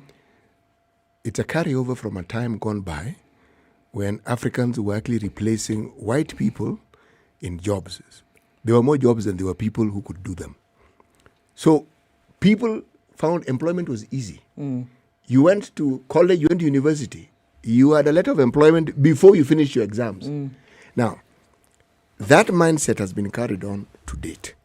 So it is assumed when you're in an elevated position and you have some authority, that is what you need to pass on. The power of example, especially when you talk about the highest officers in the land, is something whose ramifications we will feel for a long time to come. Because it's part of our legacy. The security that then people feel is in the community they come from. And that's why there's this clamor for our own must be there. Because you feel, if our own is there, then at least. And yet evidence doesn't prove that you will benefit. Of course you can't benefit because it's not about you, it's about them. Yes. So, and that's the thing. So we have to start somewhere because, so we are in a not so ideal situation where people still have the Mtuwetu syndrome, okay? But leadership is also about moving people in the right direction. And that right direction is to consistently and continually educate them on the benefits of good leadership and show them people must be, must be made to remember how the bad leadership choices that you've made or the leadership choices that you've made on wrong premise have delivered for you these bad results that you now lament. So we've got to start somewhere. We can't say that because the situation is bad, it can't change. It can change. If we were able to change our constitution, despite the resistance, from those people who benefited from status quo, then we must then use that constitutional framework to move Kenya forward. And that's what we are saying as Mkenya Daima. One, ni jukumu langu. I have a responsibility. And what are we calling on people to do? To affirm that nitatenda wajibu wangu. I will do my responsibility. I will do what is required of me. And that means that I will follow the law. I will look at the leadership choices that are on offer, and I will make the right leadership choices. Now, Maybe not as many will, but as we continue with this conversation, and I know that there are plans to cascade it now even to become a national conversation, to have a curriculum, civic education, because we must start teaching it from our children. Our children must be different from us, and we must inculcate these values to them. Even as we educate the older citizens, we must start young, start early. Yes, we must build the same values and the same ideas in our children. Daisy, thank you very much for joining us. Thank you for 1 having hour me. is a short time, right? It really is. Especially when you're in the studio. Unanifukuza. Especially when you're in the studio. My call and encouragement to them, Kenya Daima leadership, show leadership. If there are people on the list of the EACC that have gone to IEBC and they'll be on the ballot, don't engage them. As you're engaging these candidates, just say, first of all, so and so, Kenya Daima will not even meet with you. We don't want to see your manifesto. Go with it. Go sort out your matters first. Just sort out your matters. I will take back the message. And then come back after 5 years. Keep it here for more conversations. We've been live on KTN Home and SpiceFM and online. We continue with more. Good morning. It's 9 a.m.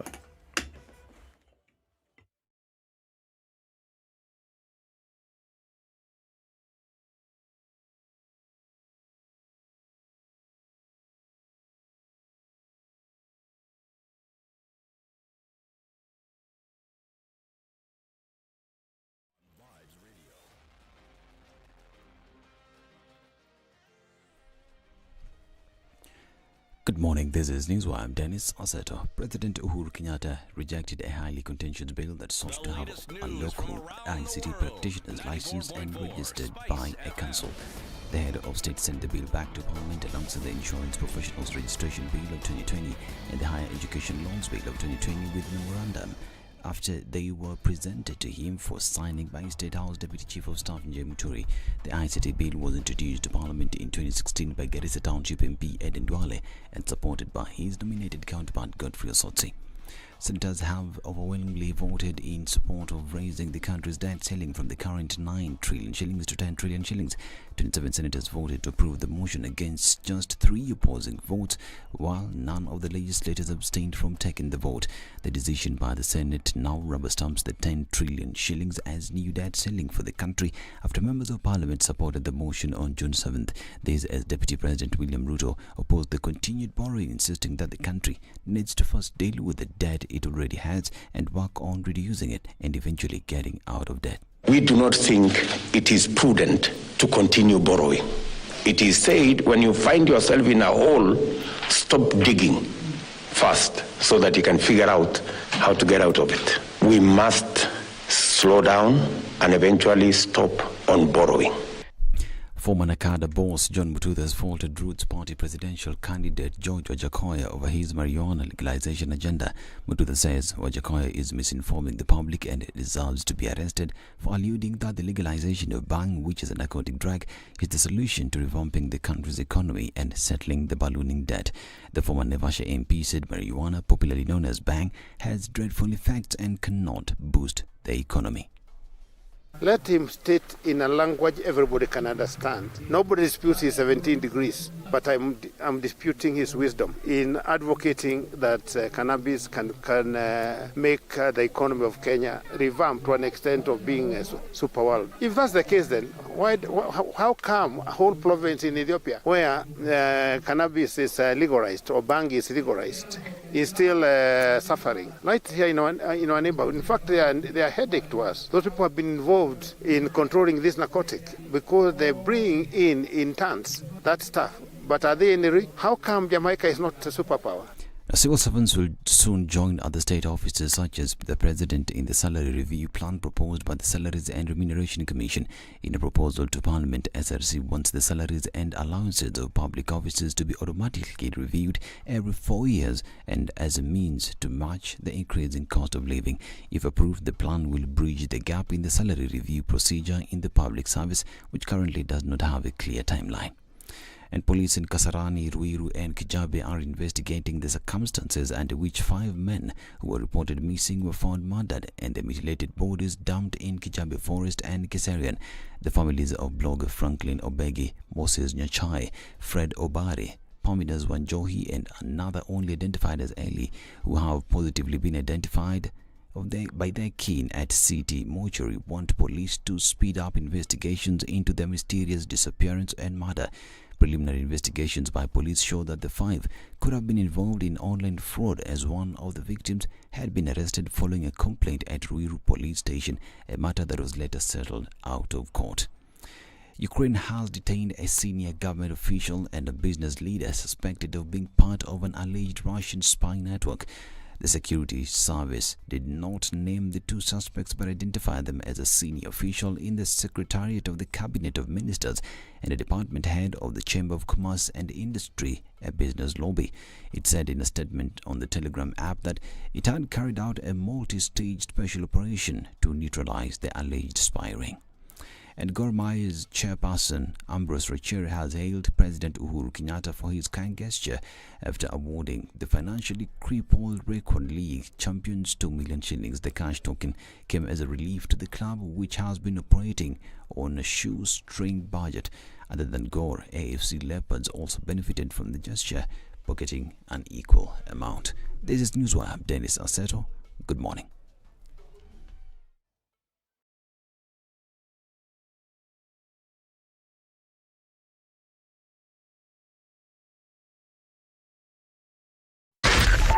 .4 Spice FM. Traffic situation today is going to be a bit sticky because of the opening of the Green Park terminus. We know that. We are seeing that it still continues for some time around the Haile Selassie Avenue, and then coming off of Kamkunji. Then, because of that hold up, that continues to be sticky. Okay, so what else are we looking at? We're looking on the Thika Superhighway. Traffic looks a lot better now. Outer Ring had a little bit of a dot here and there as you're getting towards the junction. Looking into Westlands, James Gishuru, we're getting over the last bit of that now. It looks like traffic hour might end early today, but we're going to keep an eye on things through the morning. Let us know what's going on where you are. SpiceFM KE on Twitter. Text 40127.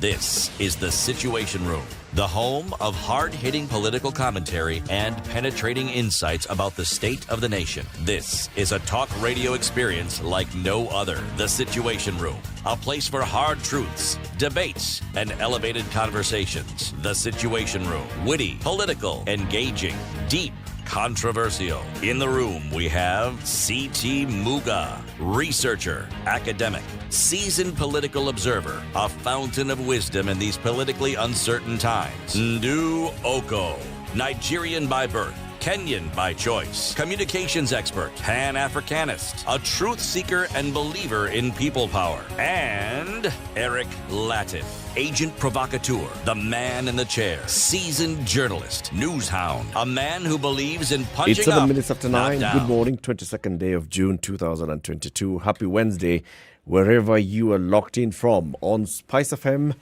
or online. We are on Facebook, we are on YouTube, and www.spicefm.co.ke. We have a guest in the studio, the Executive Director of KIPRA.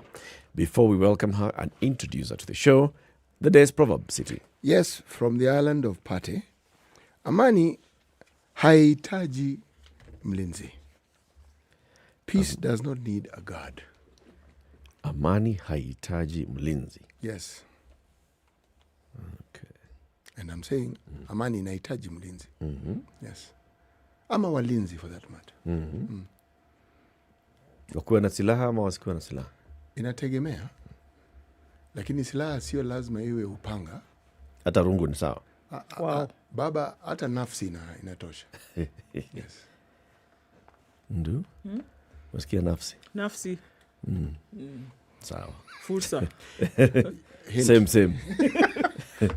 Nafsi, fursa, same was up. That's right. All of them. It's okay. And Bugda. Yes.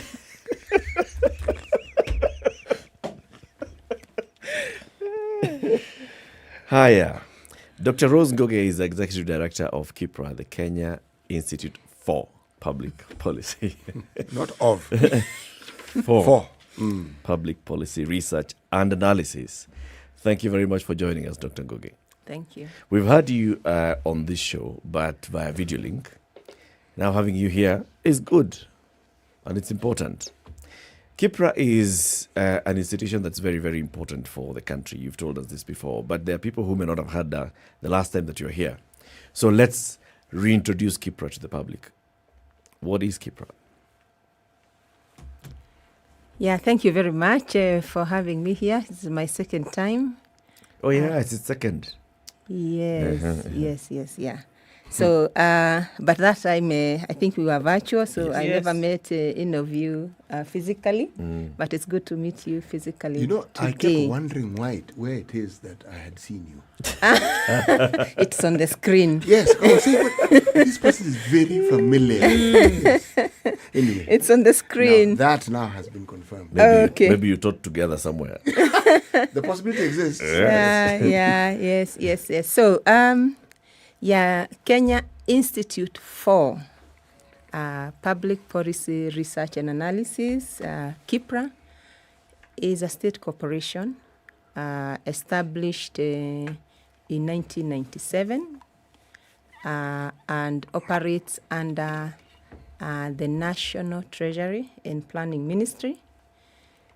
And we work under the State Department for Planning. The institute was established with a key mandate to support the government in entrenching and promoting evidence-based policy process, which is part of the wider public sector reform agenda, because with evidence-based policy process, you are able to not only bring together ideas from the stakeholders, get to have participation of the stakeholders, but you are also able to objectively inform the policy process. So at the moment, we are established under an Act of Parliament, number 15 of 2006, and it became effective in 2007, and we have about 12 mandates to offer in delivering on the key objective of the institute. So one of the mandates, one of the functions that we do is capacity building. And in capacity building, our niche is in policy process. In doing so, we have various programs, and we categorize them into three. One is the Young Professionals Program, where we have those who are below 35. I'm sure that I have some clients here who can join the Young Professionals Program. Below the age of 35? Yes. Or not the number of teeth that you have? No, below 35 years, the youth.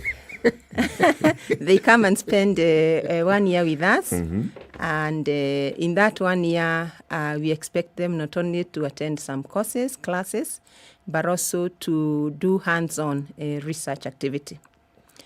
The second program that we have is called the KIPRA Mentorship Program for University.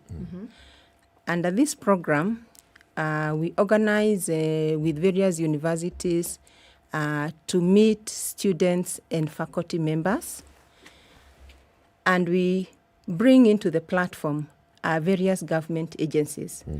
For example, we work very closely with Kenya Vision 2030, because we need to understand the aspirations in the development agenda of this country. And we cannot say it better than the Kenya Vision 2030 can say.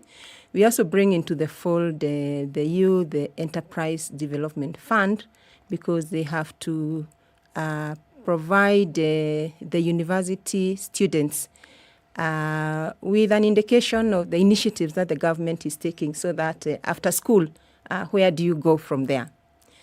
In addition, we bring in the National Values Commission. As you know, in our house of the Vision 2030, at the foundation, we have national values and principles, yeah?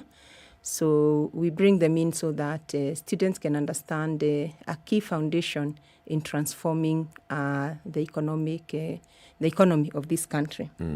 And the third one is, we want everybody to get an opportunity to understand the public policy, and therefore we have a commercialized aspect of capacity building. The second element is research. And in research, we undertake various activities. One of them, and I think you have been involved at one time or the other, we have what we call Kenya Economic Report, which we prepare annually. And this is a statutory requirement because we have to analyze the performance of the economy and also to show direction going forward in the medium term. Where do we see the country going? This time round, we are preparing the Kenya Economic Report 2022, and we'll be launching it very soon, so that we can see the kind of things that we are bringing together. Finally, we have the third arm, which or program that we run is what we call engagement and networking. And under this program, we organize conferences. Last week, we were organizing our fifth KIPRA regional annual conference.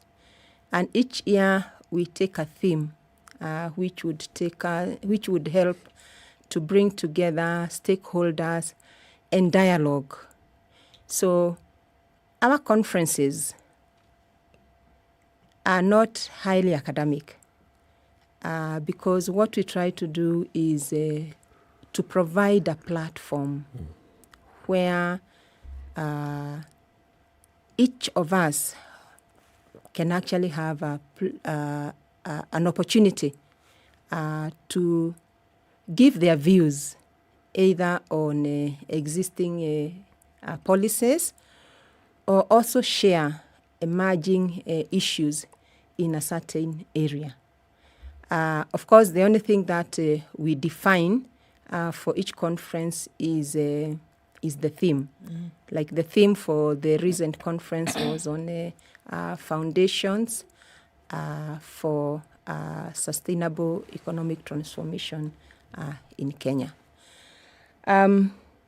So in addition to that, we organize a lot of policy seminars where we bring together stakeholders to deliberate on a specific policy issue. And we also hold dissemination workshops so that we can share with the public exactly what we have managed to bring out from our research findings. We don't work alone as an institution. We work with various partners. They can come in terms of collaborative research work, or we can also work because it's a demand and you want us to support you in carrying out a specific activity which is within the mandate of the institute. For example, we work very, very closely with the government ministries and departments, and also at county level. And how we do it is, for example, we are invited to various task forces or working groups, which to us is a very privileged position, which any think tank would be looking for. because through those channels, we are able to really see our recommendations that we are gathering from the research. We are able to put them through the policy process. Of course, we work with the other giant institutions, think tanks like the Brookings Institution. We are working at the moment with looking at the urban cities with a focus on Nairobi. And we are also working with the Partnership for Economic Policy. It's called PEP, where we are focusing on matters youth and asking the question, where are the gaps in the policy? In policies regarding the youth? Regarding the youth.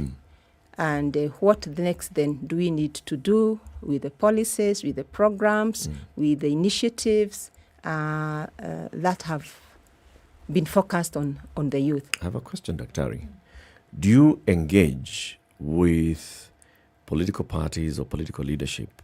Like, for example, at this point, when parties are coming up with their manifestos, or even gubernatorial candidates are releasing their manifestos, do you engage with them? Do you look at what they're proposing? Do you see whether it would have an impact on future policy, or it would drive the country forward, or maybe it would fall foul of current existing policies?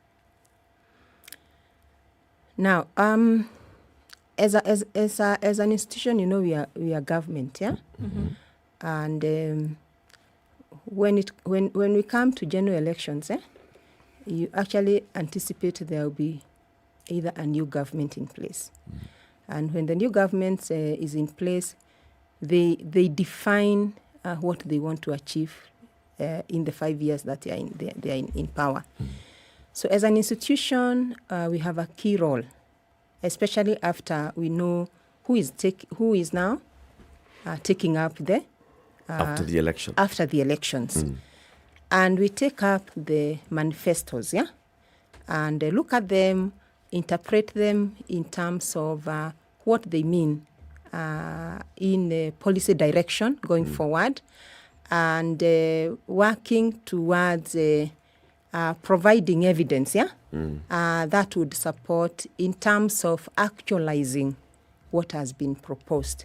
So that is the key area that we work with the political. So it's at that point, once a new government is in office, then you look at what they had sold to the people as their plan for governance, and now you advise them at that point. Yes. How about engaging with them before? As an institution, we are supposed to be apolitical. Yeah. In the sense that we serve the government of the day. When they are in the election mood, yeah. One of the things that you're not very certain with is who actually would be the winner, yeah. So you may have even like now we have, is it 5? Is it 4? 4 presidential candidates. Yeah. We have only one manifesto that has come out, yeah. Yep. There are others that we are still waiting for, but we will be able to engage fully with the manifestos. Okay. When the new government is formed. One of the things that resonates pleasantly in my ears is the list of things that KIPRA actually does. And now, my next question is, can you tell us what it has achieved, say, in the last 5 years? This is the research they did, this is what they had hoped to achieve, and these are the outcomes they have arrived at. Okay. Yes, I can give you the key areas, but remember I've said that we have 12 functions, yeah? So I can go down the 12 functions, and I can give you very practically what we have achieved. I'll start with one. As an institute, we are meant to put together a repository which holds policy documents and it is open access, right? What does open access mean? It means that it's free for you to get into it and get the information that you're looking for. So last year, in 2021 May, we actually launched our public policy repository. And the repository carries quite a lot of things. One of them is government-related policy documents. Whether you're talking about sessional papers, you're talking about development plans, you're talking about budget speeches, you're talking about presidential speeches. All these to us have a policy direction. So if you wanted to sit down and just do a small brief, for example, on budget speeches since independence, you can actually do and see what has progressed, what has been the area of focus, how have we managed to articulate issues over time. So in addition to that is that we have reached out to counties. You see, counties from the Constitution, they have functions that they are supposed to perform. Yes. So they normally come up with policy documents, including the CIDPs, including their budget, annual development plans, and budget documents. Yeah. So all these things, when you put them together, one of the things you tend to realize is that you have plenty of information from which you can even compare what is going on across the counties. What is the aspirations that each county is actually looking forward to? So for us, the repository is a key milestone that we have made, where researchers who want to do research and thinking about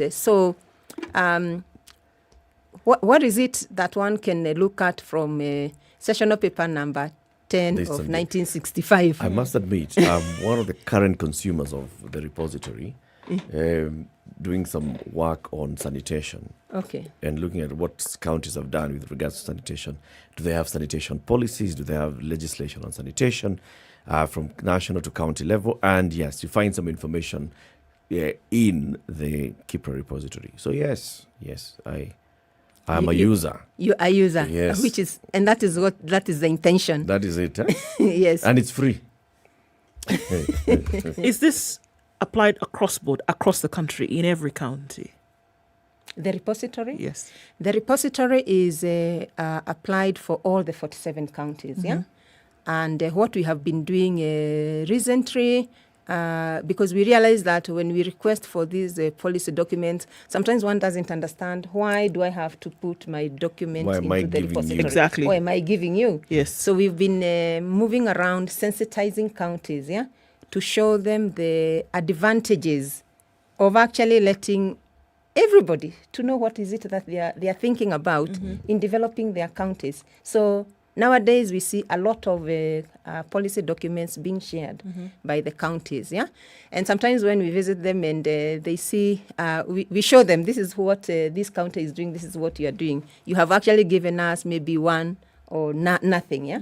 That's the time that they get to realize, oh, we need also to provide information, because it's sort of an information platform. Yes. And that in itself is data that can be used by everybody. Yeah. Okay. And then because everybody then consumes this data, those then who will be directly involved with it, because everybody consumes it, then does it become something that is encouraged not just from the point of government, but then on the other side as well, the users?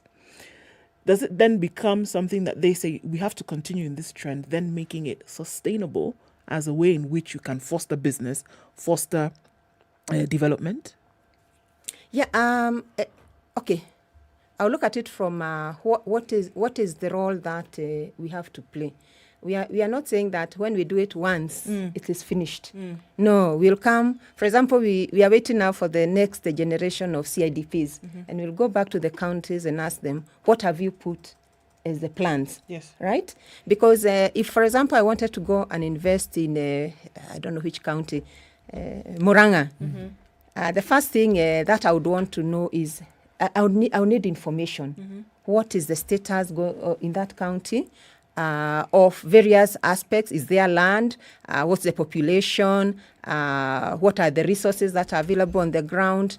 And such kind of things, yeah? So when we put that information there, we actually, at the same time, trying to promote that county for investors outside, yeah? So for that reason, we see it like a win-win situation from both sides, yeah. Okay.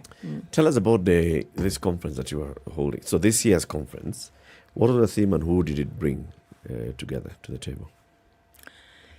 Yeah, this year's conference theme was the foundations for sustainable economic transformation in Kenya.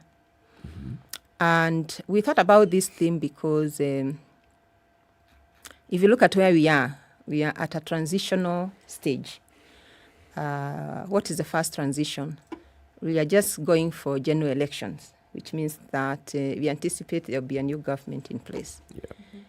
Secondly, we are just coming to the end of medium-term plan 3, which means that we'll be transitioning to medium-term plan 4.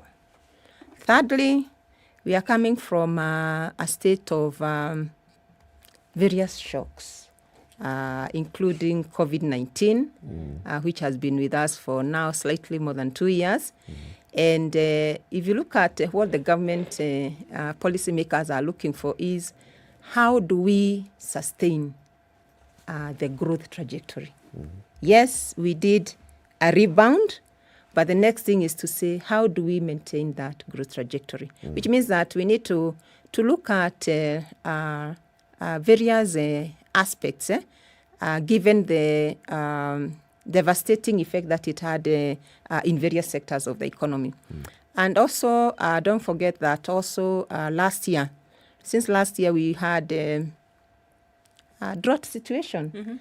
So all these things, when you look at them, you ask yourself, at this juncture as a policymaker, what is it that would bring change to the economic status of this country? So that is why we have brought this theme. In addition, don't forget that we have a demographic status, that everybody talks about. Kenya is a very youthful, has a youthful population with over 70% as the youth. And you need to plan for them. And if you have to reap the youth dividend or the demographic dividend, it means that these youth need to find productive jobs, decent jobs. But what is happening? Micro and small enterprises are mushrooming heavily.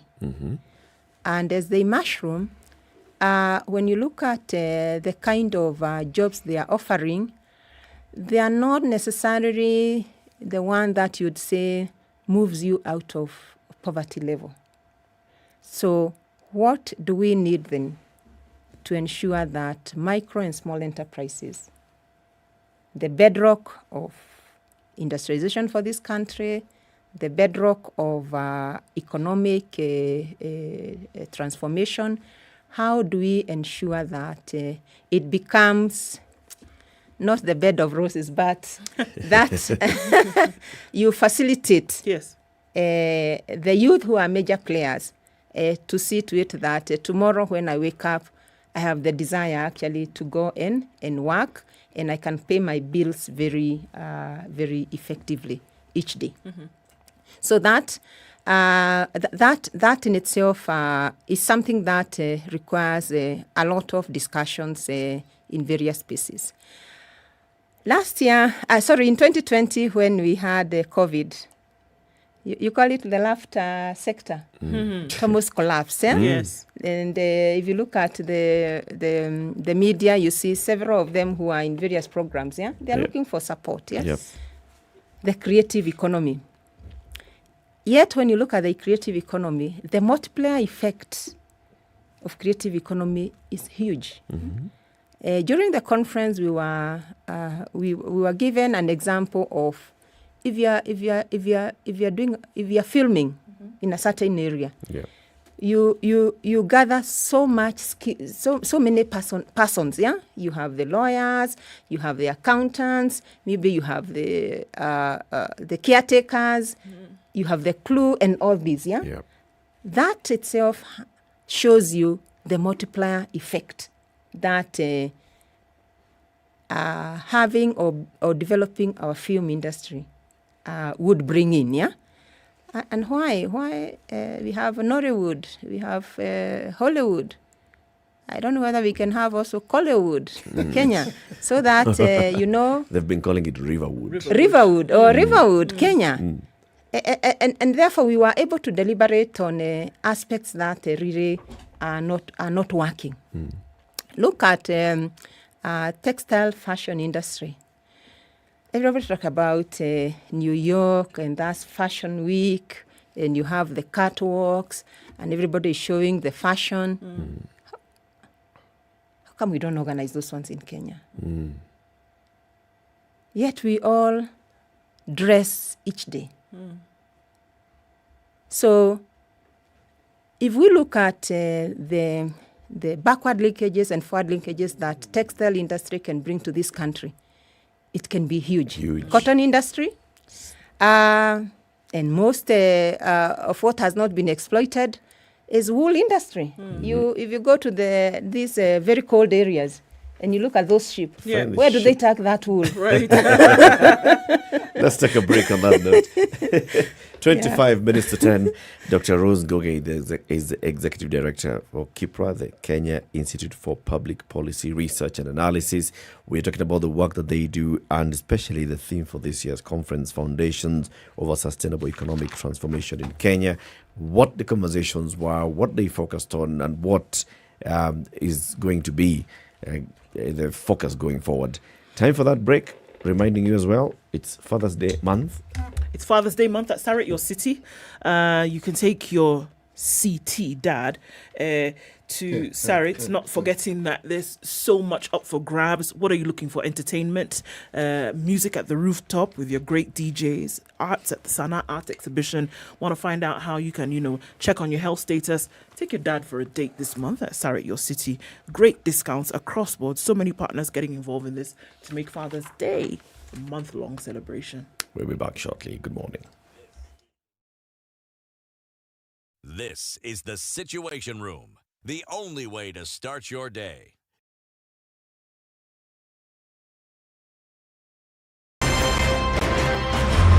I like listening to you guys. You're the default radio station in my car in the morning. Even the children listen to you guys. I agree Parliament has failed this country, and I will say it again. We have not done what we should have done. We know in this country, the Kenya prison sector is one of the most underfunded sector. The way it is being done and the way we're calling it Huduma Number Msema Kweli is because all records will be there. There are people who are now billionaires with no history as to how they got all these assets. Yes. Anything that the president does that is not in accord with the constitution is an illegal act. He shouldn't be doing it and should be sitting here and trying to sort of guise it up. I totally believe live transmission of results and allowing Kenyans to be able to view all these results. I believe that it will be impossible to steal elections. 17 degrees and cloudy conditions in Nairobi. We'll see highs of 24 and lows of 14. It's 16 and mostly cloudy in Nakuru. Highs of 24 and lows of 13. At 17, it's cloudy in Nyeri. Highs of 24 and lows of 13. While at 19, Eldoret is cloudy. We'll see highs of 21 and lows of 12. The rain is coming down in Mombasa at 25. Highs of 28 and lows of 24.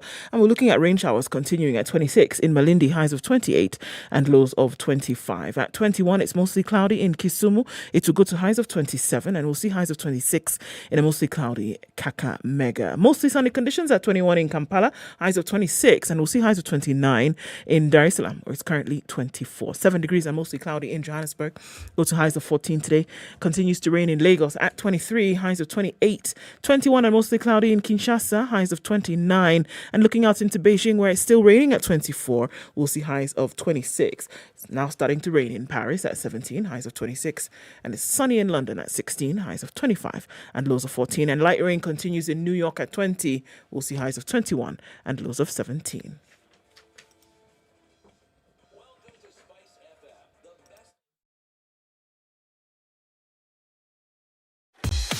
Welcome to Spice FM, the best exclusive radio station bringing you the best mix All of right, the in best terms of music ticking off the ever. clock, we're looking at traffic hour coming to a close. However, still some parts of the city where it's still dodgy here and there. That Jogo Road to Landis Road and into Kamkunji, because we've seen that major exodus of people having to leave railways and then going to Green Park. So we're seeing tailback traffic that's even affecting Lusaka Road. Landis Road in and outbound is an absolute mess. And going on to Haile Selassie, coming off Gong Road towards Haile Selassie is crazy. Because of that, we're also seeing traffic on Rilo Dinga Way. So yeah, it's that morning. Traffic hour might take us way past 10. Keep an eye on things, guys. Through the morning, talk to us on SpiceFM KE on Twitter.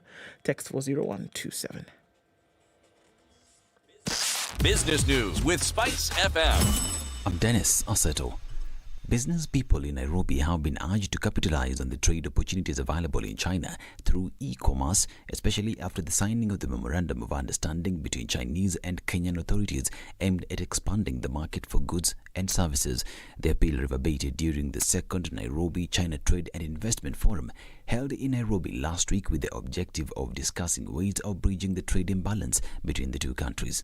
The Competition Authority of Kenya says it has facilitated the release of 38 million shillings to 20 motor repairers and 18 motor vehicle assessors who were shortchanged by 18 major insurance companies.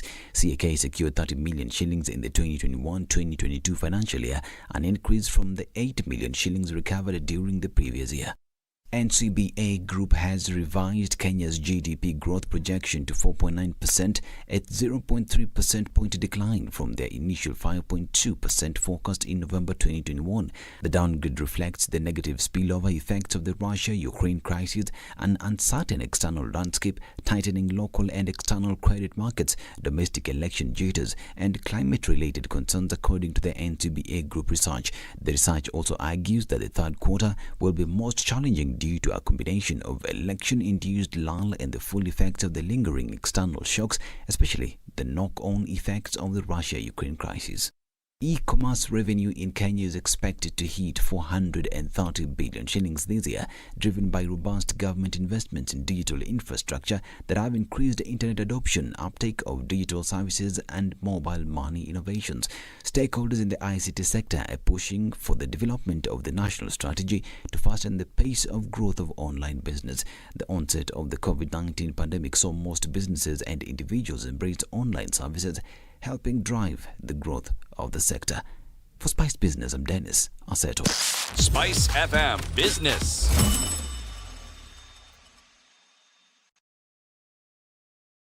Mature, intelligent talk every morning. Spice up yourself.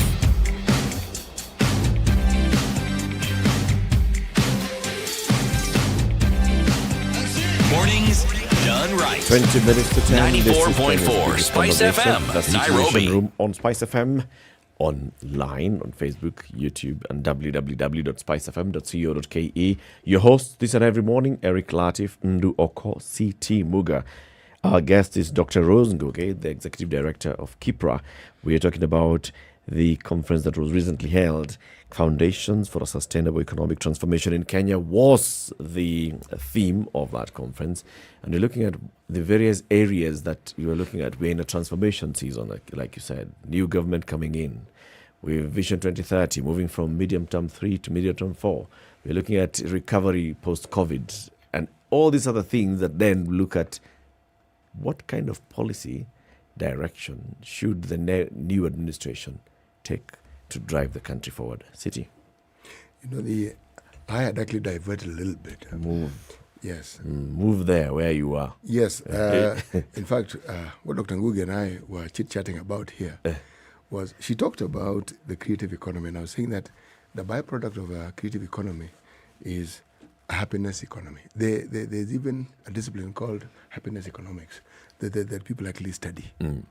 But the index that perhaps is known better than others in the whole world was actually set in place by a certain leader in the 1970s of a country called Bhutan, okay? And they call it the Gross National Happiness Index.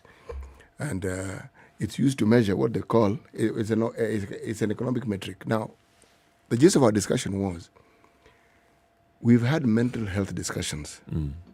Now, there's a direct correlation between mental health issues, especially the adverse variety, and an absence of happiness.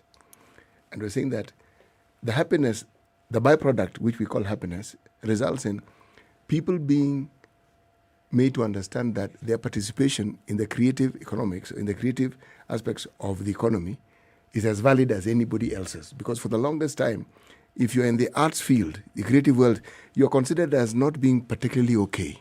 Something wasn't quite right. Why aren't you a teacher? Why aren't you a lawyer? Why aren't you, the normal things? But the greater aspect of our chit-chat was their contribution to the psyche of the economy. We all like music, and we forget somebody creates it. Music does stuff for us. That's why people listen to music anytime they can.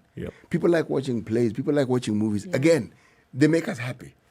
Now, that contribution actually has a direct economic value. Unfortunately, those who create it in this country don't necessarily get the direct economic value of it for themselves. Yet, what they do for the country is enormous. That really was the gist of what I was thinking. Yes. Dr. Ngoge, if we actually look at it from a policy angle, would it be like a one policy fits all, or are there several policies that would come together to support what you're talking about, the happiness economy?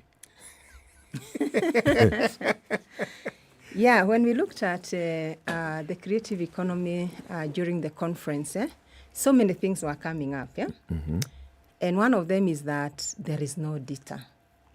Data is very, very scarce.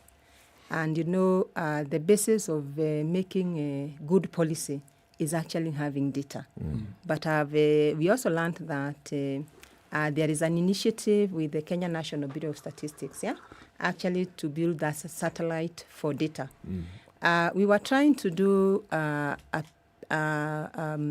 article on the creative economy, and that is when we realized that despite the diversity of that economy, there is only very little data that is gathered, and that does not help you to really move forward with. So that's the first thing. But the other thing we also came to realize is that there is only one national theatre. The infrastructure is not there. And anytime you want to go to National Theatre, it's booked from January to December, which means that very few of us who would really want to be happy going for those plays that we used to go some time back, you really have to struggle. But can we, if we were to have more infrastructure and build it, then it would make it easier for us to enjoy. Of course, other issues that were brought up is about the legal framework, the intellectual property rights issues, and how you need to consolidate these intellectual property rights such that you contextualize them and make, like he's saying, everybody benefit from it. But that requires, again, to have participation of the stakeholder. There are some situations where, in government, when you have a legal framework, a bill, stakeholders are called upon to come and make contribution. Right now, that law is in place. But they don't actually respond. The bill becomes act, and that time things start coming out that we were actually not involved, or we were not given an opportunity. You're given an opportunity, come and actually make a difference in strengthening the legal framework for the creative economy. What is the push by KIPRA or anybody else in terms of, adjoined stakeholders to say, can there be sustainable economic infrastructure and development in a transitionary period, and saying these are then the 3, 4, 5 pillars then that the country should be focused on moving forward? Because I can only imagine that we are saying this is a transition period, and we know that economic development is at the very heart and center of any government coming in or any government that was there. So then what are the things that then would be the insistence saying these are the things that we must focus on and they are actually sustainable? In economic development, there are 3 key things that we talk about that define a country saying it's developed. And one of them is basic needs, having access and being able to meet your basic needs. For example, if you look at the Big Four agenda, it talks about issues of food security, so having food on your table. It talks about housing, so having a roof on your head. It talks about having money in your pocket, that is through employment. And it also talks about good health. So if you look at those 4 key elements, they are basic needs. Whether at independence, whether today, whether tomorrow, we must actually focus on basic needs, first and foremost. So in the second element of what you define in development, this is economic development 101, is the aspect of self-esteem, and also being able to make choices. And with self-esteem, one of the things I remember when Governor Mutua was the government spokesperson. He had I can't remember what was. There's something that he was trying to talk about. Najivunia kuwa Mkenya. Najivunia kuwa Mkenya. And that has brought in the aspect of national values. And these national values are actually meant to bring that to build up in terms of the national element. Kujivunia is one thing, but in development, self-esteem is very crucial. If you go to America, an American will always say, remind you, I am American. A Kenyan should also go somewhere and say, I am a Kenyan, right? But there is something that you have to be proud about for your country. When it comes to choices, it means that you have a choice to watch Manu, you have a choice to watch Gor Mahia, but what do you want? I have a choice. Have I been provided that framework for me to actually enjoy that? So for me, when one is thinking about even in a transition, one needs to ask where do you want to take economic development next, and how do you ensure that the 3 key elements that define development are actually sustained, because you can't say that you reach a point where there is there is no basic need that is required.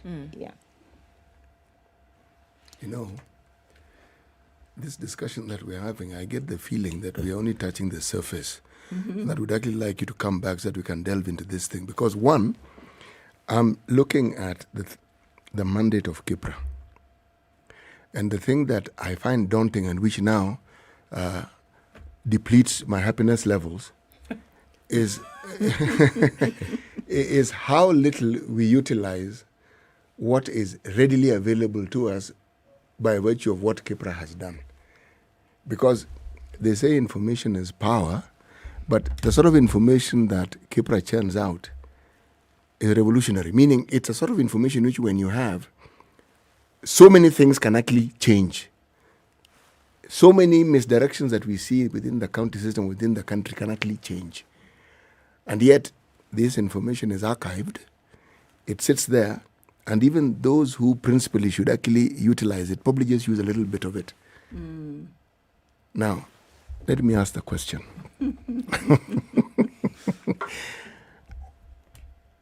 Given what KIPRA does, are you also allowed to prescribe, for instance, tell the incoming government that, folks, this is the distance we've gone thus far with the things we've recommended. For us to achieve the things that you seem to be talking about, we would strongly advise, in fact insist in our advice, that this is the path that you ought to follow. And this is data-driven. We've done the research and we're telling you this is it. Same for the county governments. Is it possible for KIPRA to do that? Actually, that is the mandate we have. Our mandate is actually to advise the government, and we have to base it on data and on evidence. I'll tell you, for example, what we are doing at the moment in preparing ourselves, say even to support the counties. Yeah, we are putting together technical reports. These technical reports are such that you go to a county, you collect all this holistic amount of information, yeah? Mm-hmm.